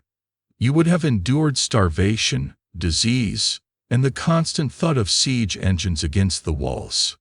The sight of the Arab fleet, countless ships filling the Marmara, attempting to blockade the city and force their way into the Golden Horn, must have been utterly demoralizing. Yet, time and again, Greek fire, the city's unyielding walls, and the sheer desperation of its defenders saved it. These were existential threats, and the city's survival was a testament to its impregnability and the resilience of its people. Historians still argue whether the effectiveness of the Theodosian walls alone was enough to explain the city's remarkable defensive record, or if factors like the Byzantine navy's control of the seas, the sheer difficulty of maintaining prolonged sieges far from home, and the occasional strategic blunders of the attackers were equally or more important. Was it the walls or the willpower? The answer is likely a complex combination. One quirky tidbit about the sieges: during the long sieges, the Byzantines would sometimes resort to psychological warfare. They might parade captured enemy soldiers on the walls, or even throw down food and water to imply they had limitless supplies, trying to demoralize the starving besiegers. It's a bit like taunting your hungry neighbor with a freshly baked cake through the window, but with much higher stakes. The constant threat of siege deeply ingrained itself into the Byzantine psyche. It shaped their architecture, their military planning, and their very outlook on the world. Constantinople was not just a city, it was the ultimate fortress, the bastion of orthodoxy, the symbol of the empire's continued existence. Each successful defense reinforced the belief that it was God's chosen city, guarded by divine providence. The brutal struggles of these sieges forged a unique identity for its inhabitants, a sense of shared destiny and unbreakable resolve. You, as a resident, would have lived with the quiet understanding that the city's walls were not just stone and mortar, but a living, breathing testament to the empire's stubborn refusal to fall. Every time the enemy withdrew, broken and defeated, a collective sigh of relief would ripple through the city, and life would slowly, cautiously, return to its precarious normal. Knowing full well that another brutal test of wills was always just beyond the horizon. You've witnessed Constantinople defy siege after brutal siege, its walls standing as a testament to its formidable resilience. Yet, as the second millennium dawned, new forces were emerging from the West, initially appearing as potential saviors, but ultimately proving to be some of the most treacherous and devastating adversaries the Byzantine Empire would ever face. So, let's delve into the fraught and often bloody story of the Crusades, unlikely, betraying allies. For you, a Byzantine citizen, these were moments of profound confusion, hope, fear, and ultimately, shocking betrayal, orchestrated by those who claimed to be your Christian brethren. Imagine the turn of the 11th century. The Byzantine Empire, though recovering from earlier Arab incursions, was facing new pressures from the Seljuk Turks in Anatolia and the Normans in Italy. News from the West was largely of minor barbarian kingdoms, squabbling amongst themselves. Then, in 1095, an astounding call goes out from Pope Urban II in Clermont, France. He appeals to Western European knights and nobility to embark on a holy war, a pilgrimage to liberate Jerusalem and the Holy Land from Muslim rule. This was the First Crusade. For the Byzantines, the initial reaction was a mix of bewilderment and cautious optimism. On one hand, these Franks, as the Byzantines collectively called all Western Europeans, often with a dismissive air, were considered uncouth, uneducated, and religiously suspect. Their Latin Christianity had diverged significantly from Greek Orthodoxy, with centuries of growing estrangement, culminating in the Great Schism of 1054 CE, a relatively recent event for you, where the Pope and Patriarch mutually excommunicated each other. It was like inviting a distant, rowdy relative you barely know to stay in your house, hoping they behave. On the other hand, these Western armies were heading towards Jerusalem, and to get there, they had to pass through Byzantine territory, specifically Constantinople. Emperor Alexios I Komnenos, a shrewd and pragmatic ruler, saw an opportunity. Perhaps these Western warriors could be leveraged to reclaim lost Byzantine lands in Anatolia from the Seljuk Turks, who had inflicted a crushing defeat on the Byzantines at Manzikert in 1071 CE, opening up much of Anatolia to Turkish settlement. This battle, though not a siege of the capital, was a catastrophic defeat that fundamentally weakened the empire and paved the way for the later Crusader interference. You might have seen the emperor nervously preparing, dispatching envoys, trying to anticipate the arrival of these strange, fervent armies. What followed, however, was a series of misunderstandings, cultural clashes, and outright hostilities. The First Crusade, composed of various unruly contingents, including the People's Crusade, led by Peter the Hermit, arrived at Constantinople in a disorderly fashion. They were less disciplined armies and more like armed pilgrimages, often pillaging the very lands they passed through.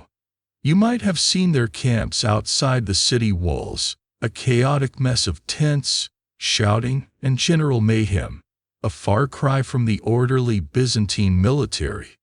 Alexios I, trying to manage this unruly horde, cleverly extracted oaths of fealty from the Crusader leaders, making them swear to return any conquered former Byzantine territory to the empire. He also ferried them across the Bosphorus, eager to get them out of his capital. While the First Crusade did achieve its goal of capturing Jerusalem, and initially returned some cities in Asia Minor to Byzantine control, the relationship remained strained. The Crusaders saw the Byzantines as duplicitous and effeminate, while the Byzantines viewed the Crusaders as barbaric, untrustworthy, and obsessed with land and plunder. It was a deeply dysfunctional alliance. The subsequent Crusades only worsened relations. The Second Crusade, 1147 to 1149 CE, caused further friction, with accusations of Byzantine treachery and Western aggression. But the ultimate betrayal, the one that would haunt Byzantine memory for centuries, came with the Fourth Crusade, 1202 to 1204 CE.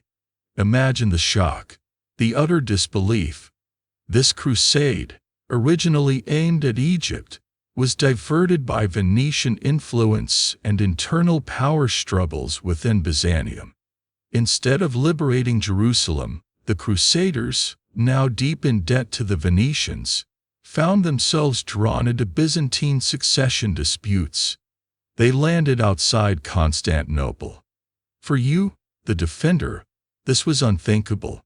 These were fellow Christians who had once claimed to be allies. They were supposed to be fighting Muslims, not fellow Orthodox Christians. What happened next was a cataclysm. The Crusaders, with Venetian naval support, launched an assault on Constantinople in April 1204. The city, which had withstood countless sieges for over 9 centuries, fell. It wasn't just a military defeat. It was an act of unfathomable desecration. The Crusaders sacked the city with a brutality that shocked the world. They plundered churches, defiled holy relics, destroyed priceless artworks, and subjected the population to rape, murder, and widespread looting. The Hagia Sophia itself was defiled, its altars smashed, its sacred objects melted down, even horses brought inside. It was a level of devastation that no Muslim conqueror had ever inflicted. Historians still argue whether the diversion and sack of Constantinople was an accidental byproduct of Crusader financial woes and Venetian opportunism, or a deliberate, long-planned act stemming from Western animosity towards Byzantium. Was it a tragic miscalculation, or a premeditated act of greed and religious animosity?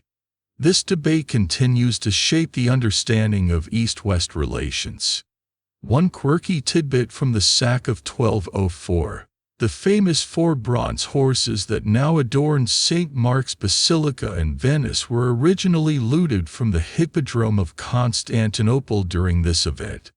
They're a magnificent piece of classical art, but their presence in Venice is a permanent, glittering scar on the memory of Constantinople. The sack of 1204 was the most brutal struggle the empire had ever faced, not from its traditional enemies, but from those who shared its faith. It permanently crippled Byzantium, destroying its wealth, its infrastructure, and its international standing. The empire fragmented into smaller Greek successor states, and Constantinople itself was ruled by a Latin empire for over half a century. It was a betrayal so profound that it cemented the schism between Eastern Orthodoxy and Roman Catholicism, leaving a wound that never truly healed. The Crusades, initially a distant hope, became the empire's ultimate, most devastating, and most unforgivable betrayal. You just lived through the unspeakable horror of the Fourth Crusade, witnessing Constantinople, the impregnable city, fall to its supposed Christian allies in an act of staggering betrayal. The heart of the empire was ripped out, its treasures plundered, and its people subjugated. But even as the Latin Empire was established on the ruins of Constantinople, the Byzantine struggle for survival was far from over. This era ushers in a new, distinct threat from the West, the relentless Norman invasions and Western pressure. For you, scattered across the fragmented remnants of the empire, it meant constant warfare, a shrinking horizon, and the bitter taste of ongoing Western ambition. Imagine the chaos after 1204. The Byzantine Empire, a once unified power, shattered into pieces.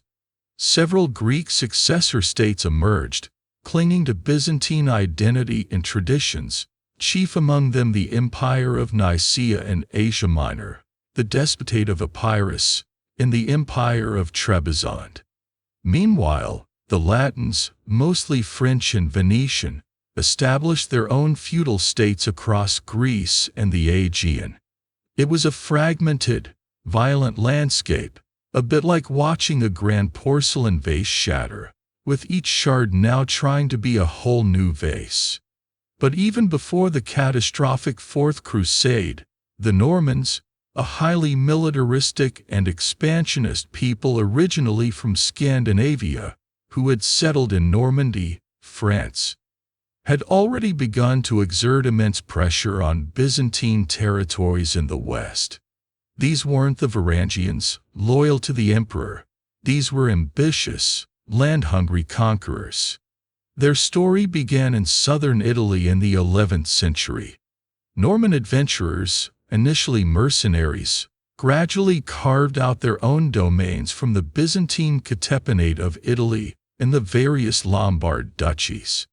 The Byzantines, weakened and distracted by threats elsewhere, found themselves facing a new, formidable enemy on their doorstep. You would have heard tales of their ferocity, their disciplined heavy cavalry, and their swift, brutal conquests. Figures like Robert Guiscard and his brother Roger, leaders of the Hauteville family, became legends for their ruthlessness and ambition. They were effectively medieval warlords, building their power through conquest and cunning. The Normans systematically seized Byzantine cities in Apulia and Calabria, culminating in the fall of Bari, the last Byzantine stronghold in Italy, in 1071 CE. The same year as the disastrous Battle of Manzikert against the Seljuk Turks in the east.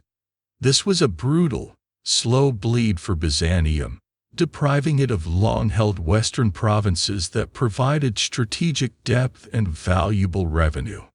It's like having a slow leak in your tire while you're also trying to outrun a monster truck. But the Normans didn't stop at Italy. Robert Guiscard, a man of boundless ambition, even set his sights on Constantinople itself. He launched an invasion across the Adriatic into the Balkans in the late 11th century, landing in Byzantine territory and laying siege to Dyrrhachium, modern-day Durrës, Albania. The Byzantines, under Emperor Alexios I Komnenos, fought fiercely, even with the help of Venetian naval support. The Battle of Dyrrhachium in 1081 CE was a crushing defeat for the Byzantines, a testament to Norman military prowess. You would have felt the fear grip the city as news of these defeats filtered in. Was the empire truly on its last legs? This westward pressure continued for decades. Later Norman rulers, like Roger II of Sicily, continued to raid Byzantine territories, sacking cities like Thebes and Corinth in Greece in the mid-12th century, carrying off precious silk workers and their looms back to Sicily, establishing a rival silk industry. This wasn't just about territorial conquest, it was about economic warfare. aiming to cripple Byzantine prosperity. It's like someone not only stealing your car but also taking all your valuable tools from the garage. Even after the Fourth Crusade, the struggle with Western powers continued. The Latin Empire in Constantinople was short-lived, but the various Western principalities and duchies established in Greece and the Aegean Sea became constant rivals to the Greek successor states. For decades, these Latin entities and the Byzantines fought over islands, cities, and trade routes. The Western presence, though fragmented, represented a continuous threat, a source of piracy, economic competition, and military aggression. Historians still argue whether the Norman invasions and general Western aggression were simply a continuation of the general pattern of medieval warfare and expansion, or if they represented a specific, deliberate weakening of Byzantium that inadvertently paved the way for later Ottoman expansion. Did the West deliberately undermine a Christian bulwark, or were they just acting on their own self-interest? The consequences, however, were clear: a weakened Byzantine Empire, unable to fully recover its former strength. One quirky tidbit: the Normans, despite their reputation for brutality, were also remarkably adaptable. They quickly adopted aspects of Byzantine administration, art, and architecture in their newly conquered lands, creating a unique blend of Norman, Byzantine, and Arab cultures, particularly in Sicily. It's a strange juxtaposition of fierce warriors creating incredibly beautiful, syncretic art. The brutal struggles against the Normans and the persistent Western pressure fundamentally reshaped the Byzantine Empire. They drove the empire to focus increasingly on its Anatolian heartland and pushed it further towards a predominantly Greek-speaking, Orthodox identity. They drained resources, diverted attention from other threats, like the rising Ottomans, and contributed to the overall decline of Byzantine power. For you, the ordinary person, it meant living in a world where enemies came not just from the traditional East, but increasingly from the West, a world where former allies could turn into the most devastating of foes, leaving a bitter legacy of conflict and distrust. You've witnessed the empire's agonizing fragmentation and the relentless pressure from Western aggressors, particularly the Normans. But even after the catastrophe of 1204, the Byzantine spirit, stubborn and tenacious, refused to die. From the ashes of imperial ruin emerged a powerful, Greek-speaking successor state, the Empire of Nicaea, which would eventually reclaim Constantinople. This period, leading up to and immediately following the Reconquest, is often optimistically called the Komnenian Restoration's last gasp. For you, it was a precarious dance between valiant effort, fleeting hope, and the ever-present realization that the glory days were truly over, a final, desperate surge before the inevitable decline. Imagine the remnants of Byzantine society after the Latin sack of Constantinople.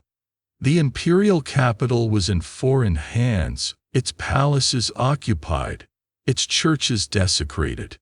But the flame of Byzantium was not extinguished.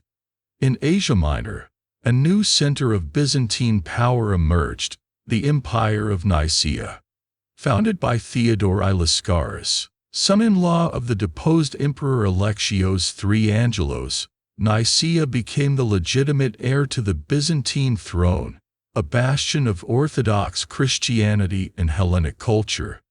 It was like the main cast of a beloved show got stranded on a desert island, but they decided to rebuild civilization right there. The rulers of Nicaea, the Lascarid dynasty, embarked on a remarkable project of recovery and restoration. They carefully rebuilt their army, reformed the administration, and skillfully navigated the complex political landscape, playing off the various Latin states in Greece and the Seljuk Turks in Anatolia. Their goal was singular: to reclaim Constantinople and restore the Byzantine Empire. This wasn't a sudden, overwhelming conquest. It was a slow, deliberate, often brutal struggle for survival and reassertion. The peak of this restoration effort came with the reign of Michael VIII Palaiologos. He was a brilliant, cunning, and ruthless aristocrat, originally from the Empire of Nicaea, who would orchestrate the final, unexpected recapture of Constantinople. You might have heard whispers of his machinations, his strategic brilliance, and perhaps his willingness to do whatever it took to achieve his goals. He started as a regent, then quickly outmaneuvered and ultimately blinded the young emperor, John IV Lascaris, to seize the throne for himself.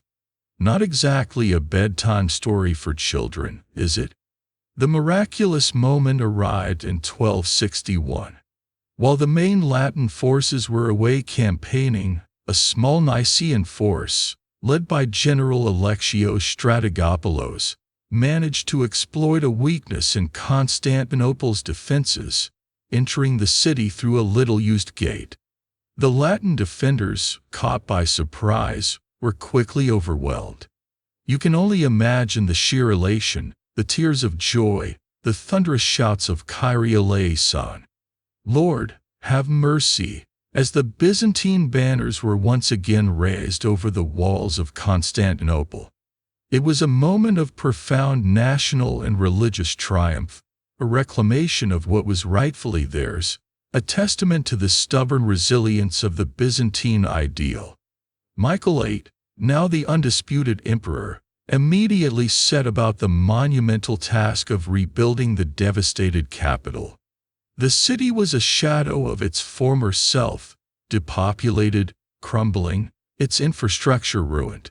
He poured vast resources into repairing churches, rebuilding palaces, and repopulating the city. It was an enormous undertaking, a true act of love and desperation. You might have participated in the effort, helping clear rubble or contributing to a collection for new mosaics. However, this restoration came with its own set of brutal realities and internal contradictions.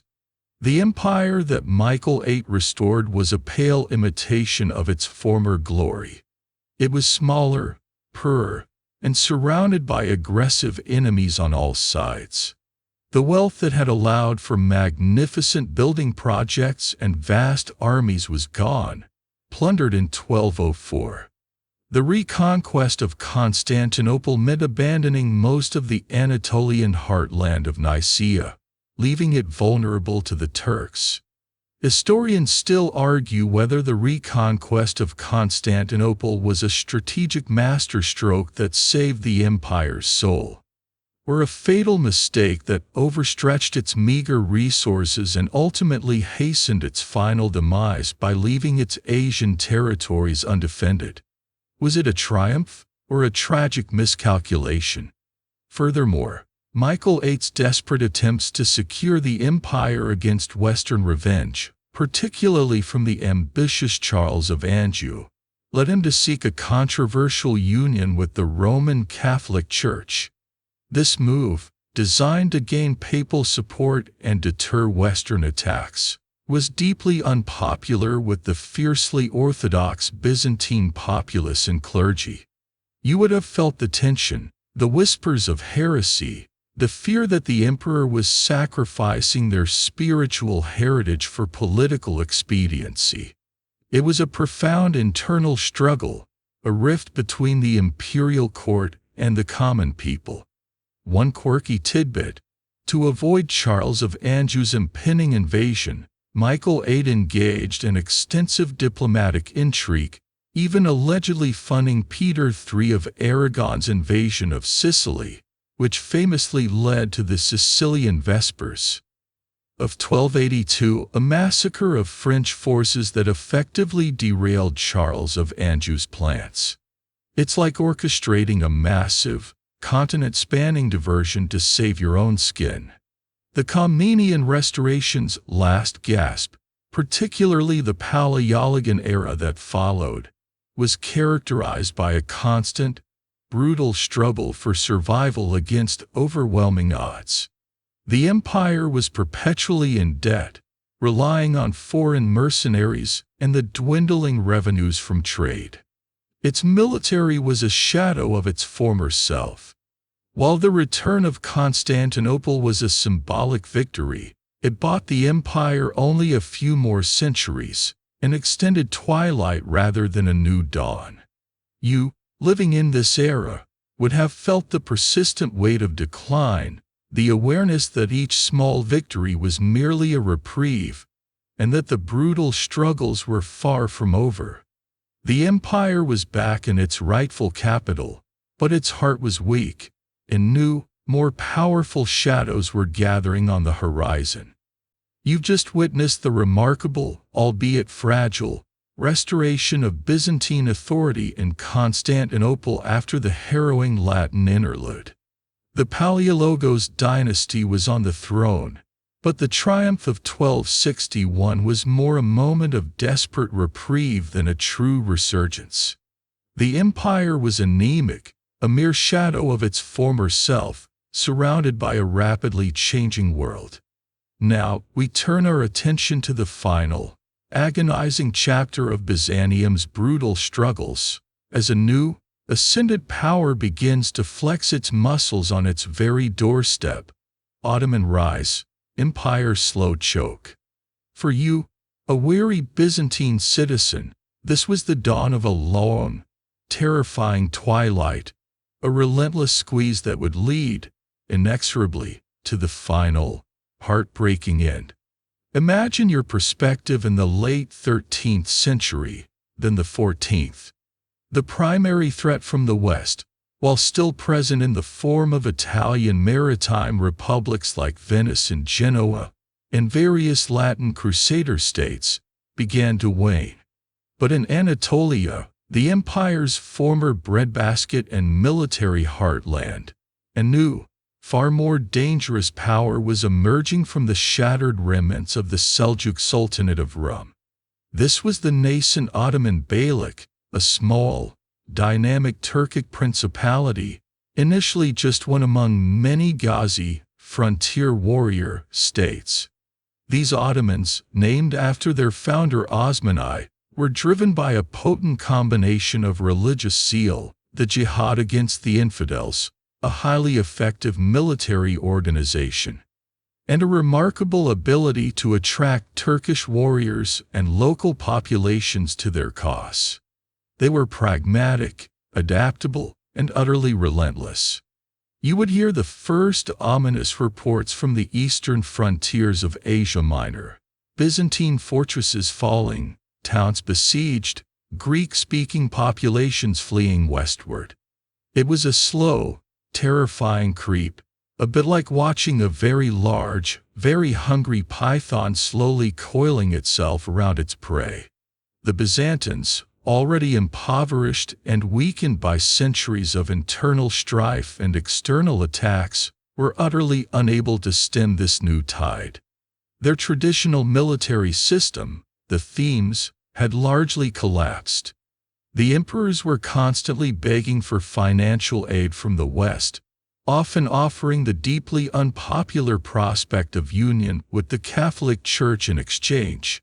Their armies were small, often comprised of foreign mercenaries whose loyalty was fleeting and expensive. The Ottomans systematically began to conquer Byzantine territory in Anatolia. Bursa fell in 1326, becoming an early Ottoman capital. Nicaea, the very city that had been the heart of the Restoration, fell in 1331. Nicomedia fell in 1337. Each loss was a stab to the empire's heart, severing its vital connections to the land and people that had once sustained it. You'd see the map of the empire shrinking, year by year, until it was little more than Constantinople itself, a few isolated enclaves in Greece, and a handful of islands. The Ottomans weren't just conquering land. They were converting populations, establishing new administrative structures, and slowly but surely replacing the Byzantine way of life. They were building a state that was not only militarily superior but also administratively competent and rapidly expanding its demographic base. It's like watching a new, more efficient business open next door and slowly put all the old, established businesses out of commission. By the mid-14th century, the Ottomans made a terrifying leap. They crossed into Europe. This was a critical turning point. Gallipoli fell in 1354, giving them a permanent foothold on the European continent. From there, they rapidly expanded into the Balkans, conquering Serbia at the Battle of Kosovo in 1389 and virtually surrounding the Byzantine capital. This was the slow choke in agonizing detail. Constantinople became an island in a vast Ottoman sea, completely cut off from its remaining territories by land. Historians still argue whether the Byzantine emperors could have done more to resist the Ottoman advance in its early stages. Was there a missed opportunity to decisively crush the nascent Ottoman state before it became too powerful? Or was the empire simply too weak, too fragmented, and too plagued by internal divisions to ever effectively resist such a dynamic and relentless new power? The sheer weight of Ottoman military and demographic superiority makes one wonder if any resistance would have been truly effective. One quirky tidbit from this period of encroaching Ottoman power: desperate Byzantine emperors would sometimes engage in bizarre diplomatic overtures, even offering their daughters in marriage to Ottoman sultans to forge alliances or simply buy time. John V Palaiologos, for instance, once traveled to Venice and Rome to beg for aid, even converting to Catholicism, only to be detained by his creditors. It's like the head of a once powerful company reduced to literally begging for loans to keep the lights on. The Byzantines fought back when they could, of course.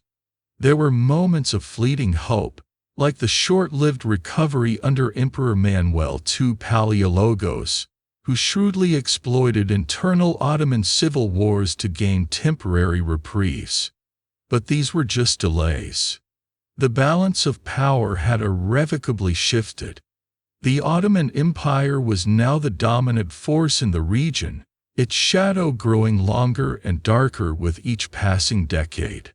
The brutal struggles of this period were not just military. They were economic, as trade routes fell under Ottoman control. They were demographic, as populations converted or fled. And they were psychological, as the once proud Byzantines watched their world shrink in the inevitable approach. You would have felt a profound sense of hopelessness, a chilling understanding that the end, though perhaps not immediate, was certainly drawing near. The slow, inexorable choke of Ottoman power was tightening its grip, and there seemed to be no force left in the world capable of breaking it. You've watched the inexorable rise of the Ottoman Empire, their tightening grip around the throat of Byzantium. The once mighty empire, reduced to Constantinople and a few scattered enclaves, was now effectively a city-state, an island in a vast, hostile sea. But amidst this agonizing decline, a profound internal struggle emerged, not with foreign invaders, but with its own past, its own identity. This was the long, tortuous story of exile and Nicaea's stubborn survival, a testament to the Byzantine spirit's refusal to die, even when its heart had been ripped out. Imagine the bitter taste of defeat and humiliation in 1204. Your magnificent capital, Constantinople, the undisputed queen of cities, occupied by uncouth Latin crusaders. The sacred Hagia Sophia, converted into a Catholic cathedral, its holy relics plundered, its mosaics defaced. You are a refugee, perhaps one of the many thousands of Greek Orthodox Byzantines who fled the Latin conquest. Where do you go? Where do you rebuild? The answer lay in exile, specifically in the city of Nicaea in northwestern Asia Minor. This city, about 100 kilometers east of Constantinople, became the new heart of the Byzantine identity. Here, under the leadership of the Emperor Theodore I Lascaris, the son-in-law of the last legitimate Angelos emperor, the flame of Byzantium was kept alive. It wasn't a glamorous exile, it was a brutal struggle for survival, a constant fight against the Latin Empire to the west and the encroaching Seljuk Turks to the east. It was like your country was just defeated, and now you have to set up a government in exile in a relatively small, often threatened town, hoping against hope to return home. The Empire of Nicaea, as it came to be known, was a remarkable feat of perseverance. Its rulers, the Lascarid dynasty, despite being in exile, systematically worked to rebuild a credible Byzantine state. They reformed the army, improving its discipline and tactics. They fostered trade and agriculture to bolster the treasury. They maintained the sophisticated Byzantine administrative system, and crucially, they fiercely upheld the Greek Orthodox faith, distinguishing themselves sharply from their Latin occupiers in Constantinople. This wasn't just about reclaiming land. It was about reclaiming their spiritual and cultural heritage. You would have been part of this new, exiled Byzantine society. You might have seen the constant military drills, the convoys of goods arriving from the fertile plains, the passionate sermons reinforcing Orthodox identity and the dream of reconquest. There was a desperate, tangible sense that Nicaea was the last bastion, the last hope. If Nicaea fell, Byzantium would truly be gone. The Lascarid emperors, particularly John III Doukas Vatatzes, who reigned from 1222 to 1254, were exceptionally skilled rulers. Vatatzes was a brilliant strategist, both militarily and diplomatically. He systematically expanded Nicaean territory, pushing back the Latins and forging alliances with the Bulgarians and Seljuks when it suited his interests. He created a remarkably prosperous and well-governed state, far more robust than the crumbling Latin Empire in Constantinople. His focus on internal development and agricultural prosperity was legendary. One quirky tidbit about John III: he was famously frugal, supposedly only wearing clothes spun from his own sheep's wool and encouraging his subjects to do the same, contrasting sharply with the lavishness of earlier Byzantine emperors. This was practicality born of necessity, not just a fashion statement. The struggle wasn't just against external enemies. The Nicaean emperors also had to contend with the remnants of other Byzantine successor states, like the Despotate of Epirus, who also claimed the imperial mantle. These were internecine squabbles, brothers fighting brothers, even as the larger enemy loomed. Historians still argue whether the Lascarid dynasty's remarkable success was due to their innate brilliance and perseverance, or if the Latin Empire in Constantinople was simply too weak and poorly managed to maintain its grip on power. Was Nicaea truly great, or were its opponents simply incompetent? It's likely a bit of both, but Nicaea's consistent growth demonstrated its superior governance and military prowess. The Nicaean period was a brutal reality check, but also a crucible that forged a more focused Byzantine identity. Stripped of its vast multinational empire, Byzantium and Nicaea became more consciously Greek, more intensely Orthodox, and more pragmatic. The dream of a universal Roman Empire was replaced by the more immediate, desperate goal of reclaiming the ancestral capital. This long period of exile, the constant military pressure, and the internal focus on rebuilding a viable state laid the groundwork for the eventual, miraculous recapture of Constantinople in 1261 by Michael VIII Palaiologos, a general from Nicaea. The return to the capital was a symbolic triumph, a validation of Nicaea's struggle. But it came at a cost. The refocus on Constantinople meant drawing resources away from Asia Minor, leaving the eastern frontier vulnerable to the very Ottoman Turks who would eventually deliver the final blow. For you, living through the Nicene period and the subsequent return, it was a roller coaster of emotions. The initial despair, the slow, grinding work of rebuilding, the hope nurtured in exile, and finally, the explosive joy of reclaiming the imperial city. But that joy was always tempered by the brutal reality of a diminished empire, a constant awareness that the fight was far from over.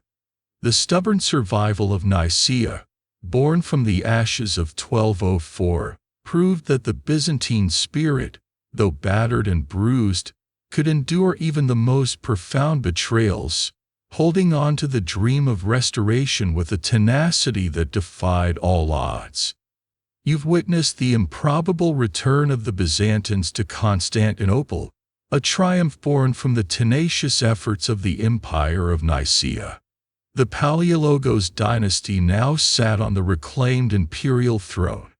But the joy, as you would have quickly learned, was fleeting. The era of the Palaiologos dynasty's fading glory was a prolonged, desperate struggle against overwhelming odds, a slow, agonizing slide towards an inevitable end. For you, living in this period, it meant a life defined by perpetual crisis, shrinking horizons, and a chilling sense of decline. Imagine Constantinople in the late 13th and 14th centuries. It's back under Byzantine control, but it's a ghost of its former self. The city is sparsely populated, its once grand public buildings crumbling, many of its districts overgrown. The imperial treasury is perpetually empty, relying on meager customs duties and occasional, humiliating appeals for foreign aid. The empire's military is a patchwork of loyal but poorly paid native troops and increasingly expensive foreign mercenaries. It's like inheriting a magnificent, but derelict, mansion with no money for repairs and a legion of demanding relatives. The Palaiologos emperors, despite their best efforts, were caught in an impossible bind. To the west, the Latin powers, especially the Venetians and Genoese, held economic dominance.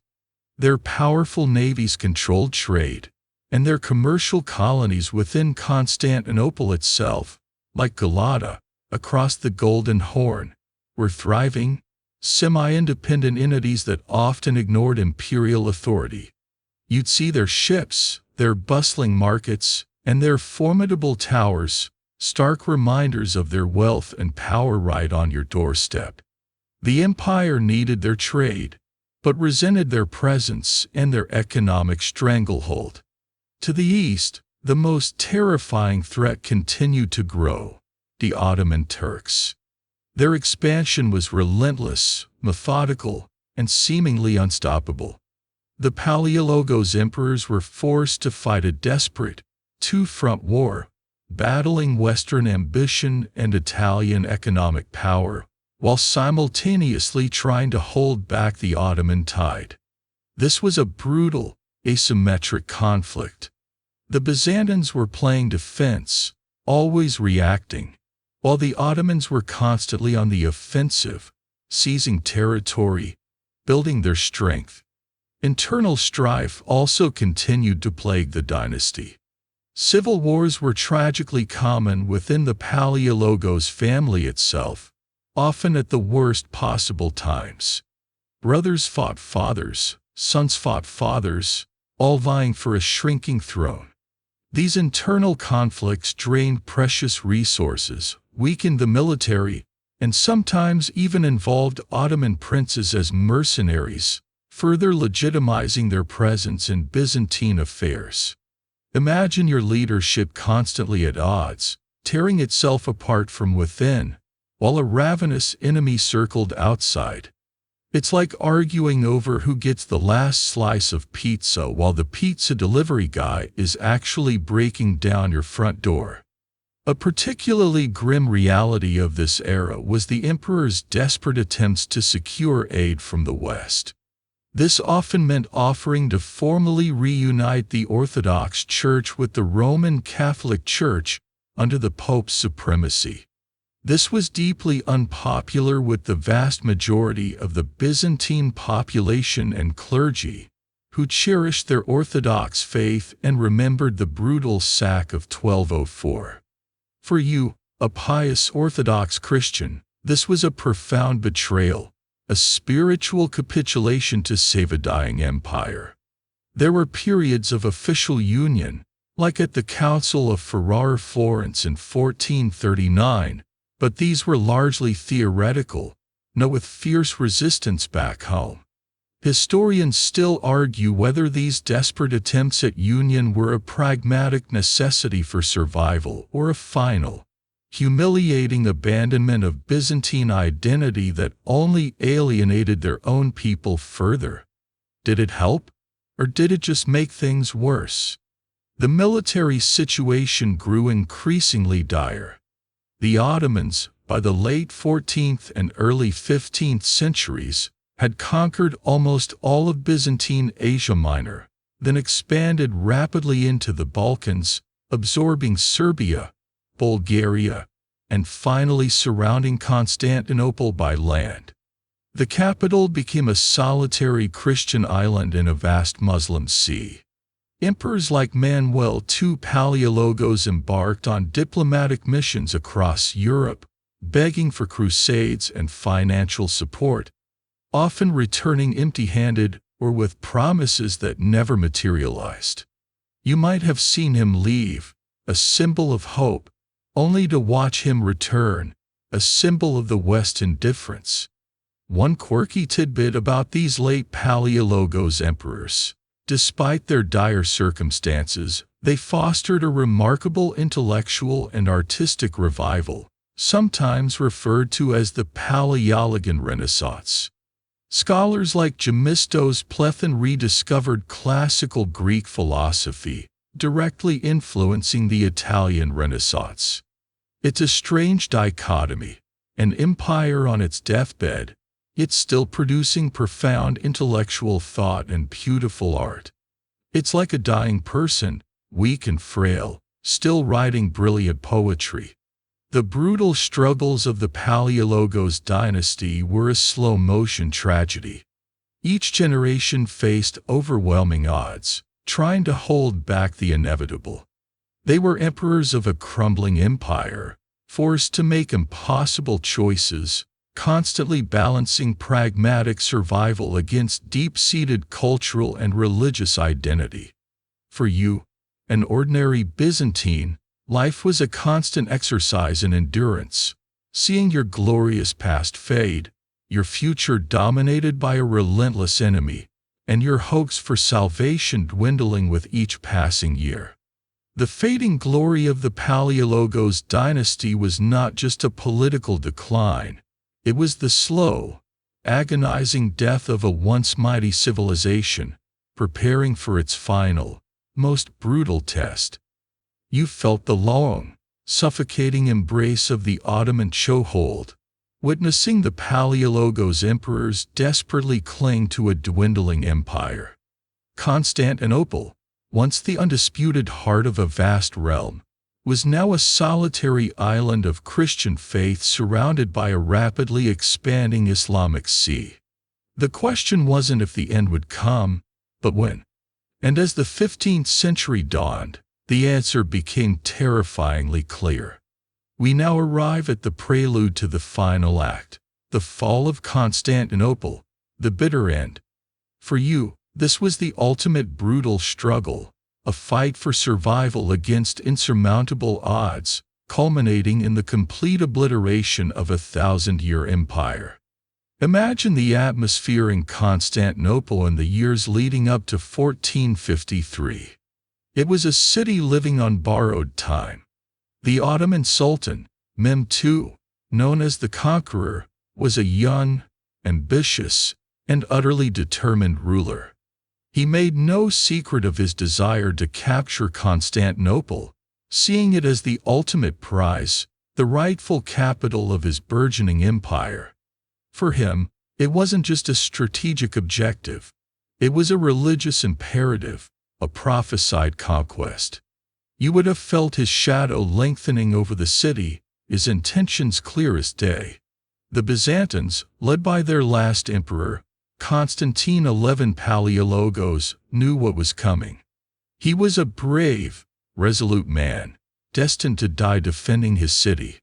He had sent urgent pleas to Western Europe for aid, but the responses were largely lukewarm, hampered by lingering religious divisions. Remember the bitter taste of the forced union with Rome, political rivalries, and the sheer logistical difficulty of mounting a large-scale relief effort.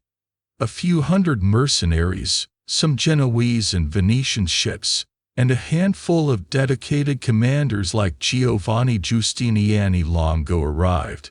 But it was a pitifully small force against the overwhelming might that was gathering. It's like preparing for a hurricane with a single umbrella and a hopeful sigh.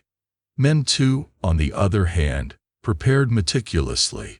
He constructed a massive fortress, Ramela Hisari, on the European side of the Bosphorus, directly opposite an older Ottoman fort, effectively cutting off Constantinople's access to the Black Sea and preventing any aid from reaching the city from that direction.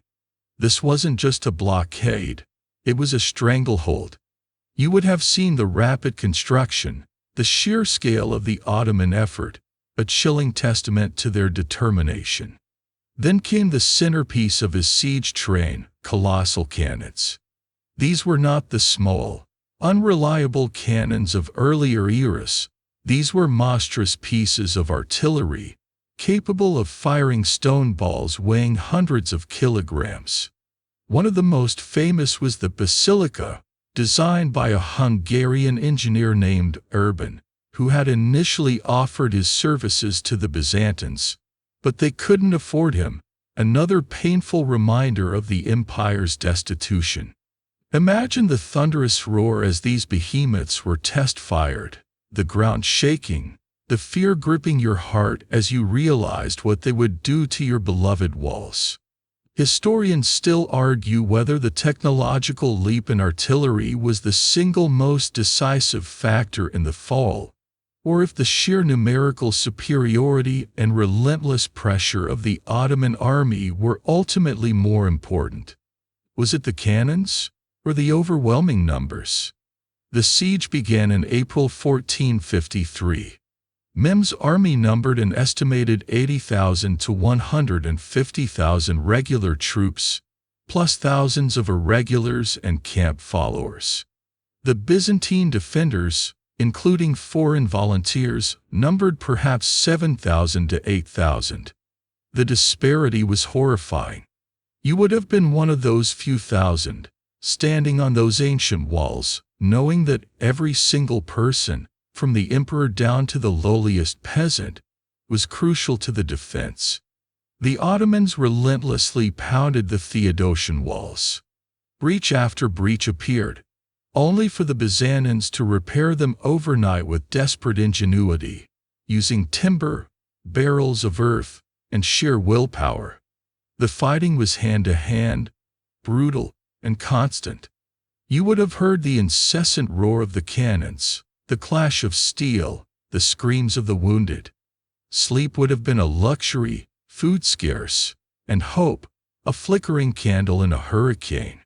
One of the most audacious Ottoman moves was when Mehmed, unable to breach the formidable chain blocking the Golden Horn, famously dragged his ships overland from the Bosphorus, across a greased wooden track, into the Golden Horn, bypassing the chain entirely. Imagine waking up one morning to see dozens of Ottoman warships suddenly appearing in the Golden Horn, as if by magic, where they had been blocked just hours before. It was a stunning feat of engineering and determination, a moment that must have sent a shiver of despair through the defenders. It's like your opponent in chess suddenly moving his bishop across half the board, ignoring all the rules. The final assault came on May 29, 1453. After weeks of relentless bombardment and failed attempts, the Ottomans launched a massive, all-out attack. Wave after wave of irregular troops, then Anatolian regulars, then finally the elite Janissaries, were thrown against the exhausted defenders. Emperor Constantine XI himself led the final defense, fighting alongside his men, a heroic figure facing an impossible tide. One quirky tidbit: a legend states that as the Ottomans breached the walls, Emperor Constantine XI, seeing the end was near, lamented that there was no Christian willing to take his crown, implying he was prepared to give it to anyone who could save the city. He then tore off his imperial regalia and led a final charge into the fray, dying as a common soldier, his body never definitively identified. The walls were breached. The city fell. What followed was a brutal sack, a horrifying end to 1,000 years of imperial history. The streets ran with blood, churches were desecrated, and the population was subjected to murder, rape, and enslavement. The Hagia Sophia, once again, witnessed unspeakable horrors before being converted into a mosque. The capital of the Roman Empire, the last bastion of Byzantium, was gone. For you, the survivor, it was the end of your world, a complete and utter defeat, a final, bitter silence descending on a city that had once shone so brightly. The fall of Constantinople was not just a battle, it was the definitive end of an era, a cataclysmic moment that reshaped the map of the world and marked the true end of the Roman legacy. You've just borne witness to the final, crushing blow, the fall of Constantinople in 1453. The city, which had defied a millennium of sieges, finally succumbed to the overwhelming might of the Ottoman Empire. The last Byzantine emperor, Constantine XI, died defending his beloved capital, and with him, 1,000 years of continuous Roman imperial tradition in the East came to a brutal, definitive end. But the story doesn't simply stop there. The echoes of Byzantium, its legacy, continued to resonate, profoundly shaping the world that emerged from its ruins. For you, now a survivor in a world irrevocably changed, the question was not just what happened, but what remained. Imagine the immediate aftermath. For the Christian world, the fall of Constantinople was a devastating shock, a profound moment of grief and shame. For the Ottomans, it was the crowning achievement, the fulfillment of prophecies, and the foundation of their burgeoning empire. Sultan Mehmed II, now Fatih, or the Conqueror, entered the city triumphant, immediately ordering the conversion of the Hagia Sophia into a mosque, a symbolic act cementing the new order. The city, though despoiled, would be rebuilt, revitalized, and become the glorious capital of the Ottoman Empire, Istanbul. But what of Byzantium's legacy? It didn't simply vanish. Its influence, often subtle, sometimes overt, continued to weave itself into the fabric of succeeding civilizations. One of the most significant impacts was on the preservation of classical Greek and Roman learning. While Western Europe entered its dark ages after the fall of the Western Roman Empire, Byzantine scholars diligently copied, preserved, and studied the ancient texts of Plato, Aristotle, Homer, Euclid, and countless others. Imagine these scholars, working tirelessly in scriptoria, their quills scratching away, ensuring that the wisdom of antiquity wouldn't be lost forever. As the Byzantine Empire declined, particularly in the later Paleologos period, many scholars fled to Western Europe, especially to Italy. They brought with them not just a renewed interest in Greek language and philosophy, but also priceless manuscripts that had been unknown or forgotten in the West. This influx of knowledge played a direct and crucial role in sparking the Renaissance in Italy. The very rebirth of classical learning in the West owes an enormous debt to the Byzantine scholars who carried the torch through the long medieval night. It's like discovering that the lost archives of a brilliant civilization were secretly held safe by a distant cousin, and now they're finally seeing the light of day. Historians still argue whether the fall of Constantinople, by forcing these scholars westward, actually accelerated the Renaissance or merely contributed to a process that was already underway. Was it a catalyst, or just another factor? Beyond texts, Byzantine influence permeated Orthodox Christianity. The ecumenical Patriarchate of Constantinople, though now under Ottoman rule, continued to be the spiritual center for millions of Orthodox Christians across Eastern Europe, Russia, and the Middle East. The autocephalous, self-governing Orthodox churches, particularly the Russian Orthodox Church, increasingly saw themselves as the inheritors of the Byzantine spiritual and cultural tradition, referring to Moscow as the Third Rome. You would see the distinct Byzantine style of iconography, church architecture, and liturgical practices continue to flourish in these lands, a direct lineage from the empire that had fallen. In terms of law and administration, the Corpus Juris Civilis of Justinian, though codified centuries before the fall, continued to exert its influence.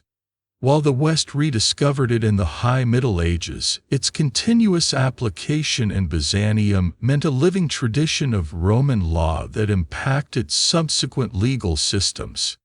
The sophisticated Byzantine bureaucracy, complex and often frustrating though it might have been, served as a model for emerging states, including the Ottomans themselves, who adapted many Byzantine administrative practices for their own vast empire. It's like borrowing a very complicated, but very efficient, filing system from a friend. Byzantine art and architecture also left an indelible mark. The stunning mosaics of Ravenna, the frescoes in countless churches across Greece and the Balkans, the very dome of St. Mark's Basilica in Venice, all bear the unmistakable stamp of Byzantine artistry. The Hagia Sophia, once a church, then a mosque, now a museum, and recently returned to a mosque, stands as a monumental testament to Byzantine architectural genius, its influence visible in Ottoman mosques that mimicked its dome structure. You would see these artistic traditions continue, evolving but retaining their Byzantine roots. Even the very idea of imperial succession and statecraft in Eastern Europe and Russia bore a Byzantine imprint. The concept of a divinely ordained Christian emperor, governing a multi-ethnic empire, was largely inherited from the Byzantines. The ceremonial splendor, the intricate court protocols, even the double-headed eagle symbol, adopted by Russia and other European states, all derived from Constantinople. One quirky tidbit: the famous Tulip Festival of Istanbul, a symbol of Ottoman culture, ironically has its roots in Byzantine horticulture. The Byzantines were avid gardeners and were cultivating tulips long before the Ottomans adopted them and made them iconic. It's a small, sweet detail that speaks to the continuous cultural exchange, even between conqueror and conquered. The brutal struggles of the Byzantine Empire may have ended in catastrophic defeat, But their 1,000-year journey was not in vain. They were the bulwark against Eastern invasions, protecting Western Europe for centuries. They preserved ancient knowledge, ignited intellectual rebirth, and shaped the religious and cultural landscape of Eastern Christendom. For you, the survivor of its fall, the legacy was not just in grand pronouncements or historical texts, but in the enduring traditions, the subtle influences, and the quiet dignity of a people who, despite everything, had held on to their heritage for over a millennium. The empire was gone, but its spirit, its brutal endurance, lived on in the world it had helped to create. You've explored the profound legacy of Byzantium, seeing how its cultural and intellectual threads wove themselves into the fabric of the succeeding world, even after its physical demise. The empire may have fallen, but its spirit, its ideas, and its influence continued to echo. Now, for the final piece of our journey, let's bring it all together, reflecting on the enduring impact of Byzantium and the lessons from its 1,000 years of brutal struggles. For you, the culmination of this epic story isn't just about dates and battles, but about the profound, lasting mark this unique civilization left on history. Imagine, for a moment, the sheer scale of what we've covered. From the twilight of the Roman Empire, you've witnessed the birth of a new civilization, distinct yet intrinsically linked to its past. You've seen it rise to new heights under ambitious emperors like Justinian, whose legal reforms still resonate in modern jurisprudence. You've felt the terror of plague and the seismic shock of the Nika riots, quelled by the steely resolve of Empress Theodora, a woman who shattered societal norms to stand as an equal to her imperial husband. Her story, a testament to individual will, reminds us that even in rigid societies, extraordinary individuals can carve out immense power and leave an indelible mark. You've navigated the treacherous waters of religious controversy, witnessing the fierce, often violent, debates over the nature of Christ and the veneration of icons. The iconoclast controversy, though seemingly arcane to modern eyes, tore the empire apart, illustrating how deeply intertwined faith and politics were in the Byzantine world. These were not mere academic squabbles. They were matters of life and death, shaping the very identity of the empire and its relationship with its neighbors. Historians still argue about the precise theological and political motivations behind these internal conflicts, forever grappling with the balance between spiritual purity and imperial control. You then face the relentless external pressures, the slow demographic squeeze of the Slavic invasions that transformed the Balkans, and the explosive, existential threat of the early Islamic conquests that tore away the empire's wealthiest provinces in a blink of an eye. The Byzantines, pushed to the brink, innovated out of sheer desperation, creating technological marvels like Greek fire, a weapon so terrifying and effective that it repeatedly saved Constantinople from certain doom. This liquid fire, a closely guarded secret for centuries, epitomized the Byzantine genius for survival, their ability to combine ancient wisdom with practical ingenuity.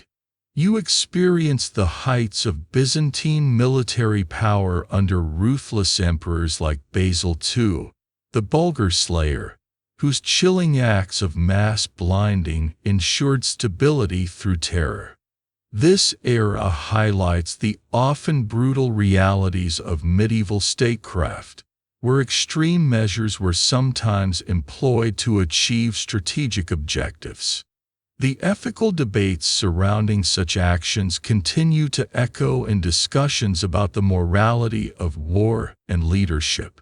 Then, you plunged into the shadowy world of palace intrigue, where eunuchs wielded immense power, and betrayal was a constant companion. The internal struggles for the throne, the blinding of rivals, and the intricate dance of court politics remind us that the greatest threats could often come from within, undermining stability as effectively as any external enemy.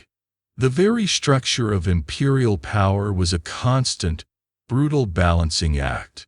You stood alongside the formidable Varangian Guard, those axe-wielding warriors from the north, whose unflinching loyalty to the emperor provided a vital bulwark against internal rebellion. Their presence underscores the pragmatic, often mercenary, nature of Byzantine military policy, willing to employ foreign strength to secure imperial stability. One quirky tidbit we might consider is the profound cultural exchange that occurred, with these Nordic warriors leaving their runes carved in the Hagia Sophia, a small, enduring physical mark of their presence in the heart of Byzantium. You endured the terrifying reality of Constantinople, the magnificent capital, under siege after brutal siege. Its formidable Theodosian walls, a marvel of ancient engineering, stood as a symbol of its resilience, defying enemies for centuries until, ultimately, even they could not withstand the relentless pressure.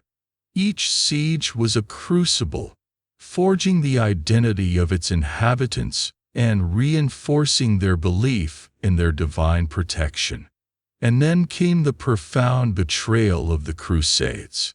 Initially a source of cautious hope, these Western allies ultimately delivered the most devastating blow, culminating in the horrific sack of Constantinople in 1204. This act shattered the empire, leaving a wound that never truly healed and solidifying the schism between Eastern and Western Christianity.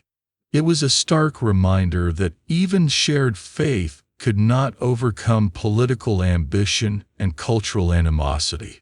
You witnessed the tenacious struggle of the Greek successor states, particularly the Empire of Nicaea, rising from the ashes of 1204 to ultimately reclaim Constantinople under the Palaiologos dynasty.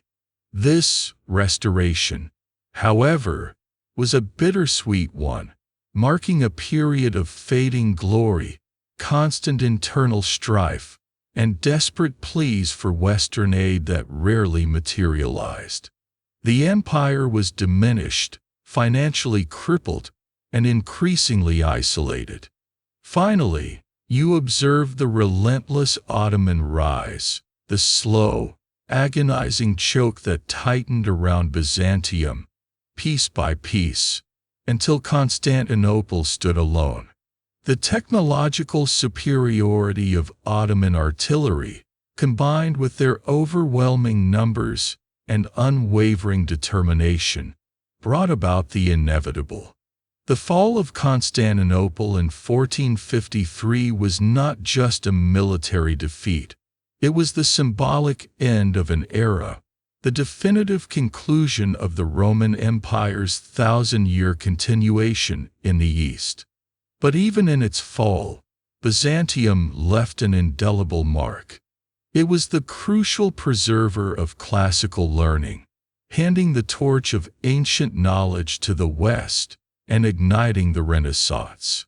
It shaped the Orthodox Christian world, its art, architecture, and spiritual traditions living on in Russia and Eastern Europe. It provided models for law, administration, and statecraft that influenced subsequent empires, including its conquerors. The brutal struggles of Byzantium were not in vain. They were a testament to human resilience, ingenuity, and the enduring power of culture and identity in the face of overwhelming adversity. The history of Byzantine medieval times is indeed a tapestry woven with threads of struggle, but also of astounding innovation, profound faith, and an unwavering determination to survive against all odds. It wasn't a perfect empire, far from it, but its story is a compelling reminder of how civilizations adapt, endure, and ultimately leave their mark on the grand sweep of human history. As the echoes of clashing swords and solemn chants begin to fade, let yourself drift now, away from the ancient walls and the whispers of intrigue. The long journey through Byzantium's brutal struggles is complete. Allow the weight of those centuries to settle, not as a burden, but as a rich tapestry of resilience and human endeavor. Your mind is full of these distant, powerful echoes. The sounds of siege engines are gone, replaced by the gentle hum of the night.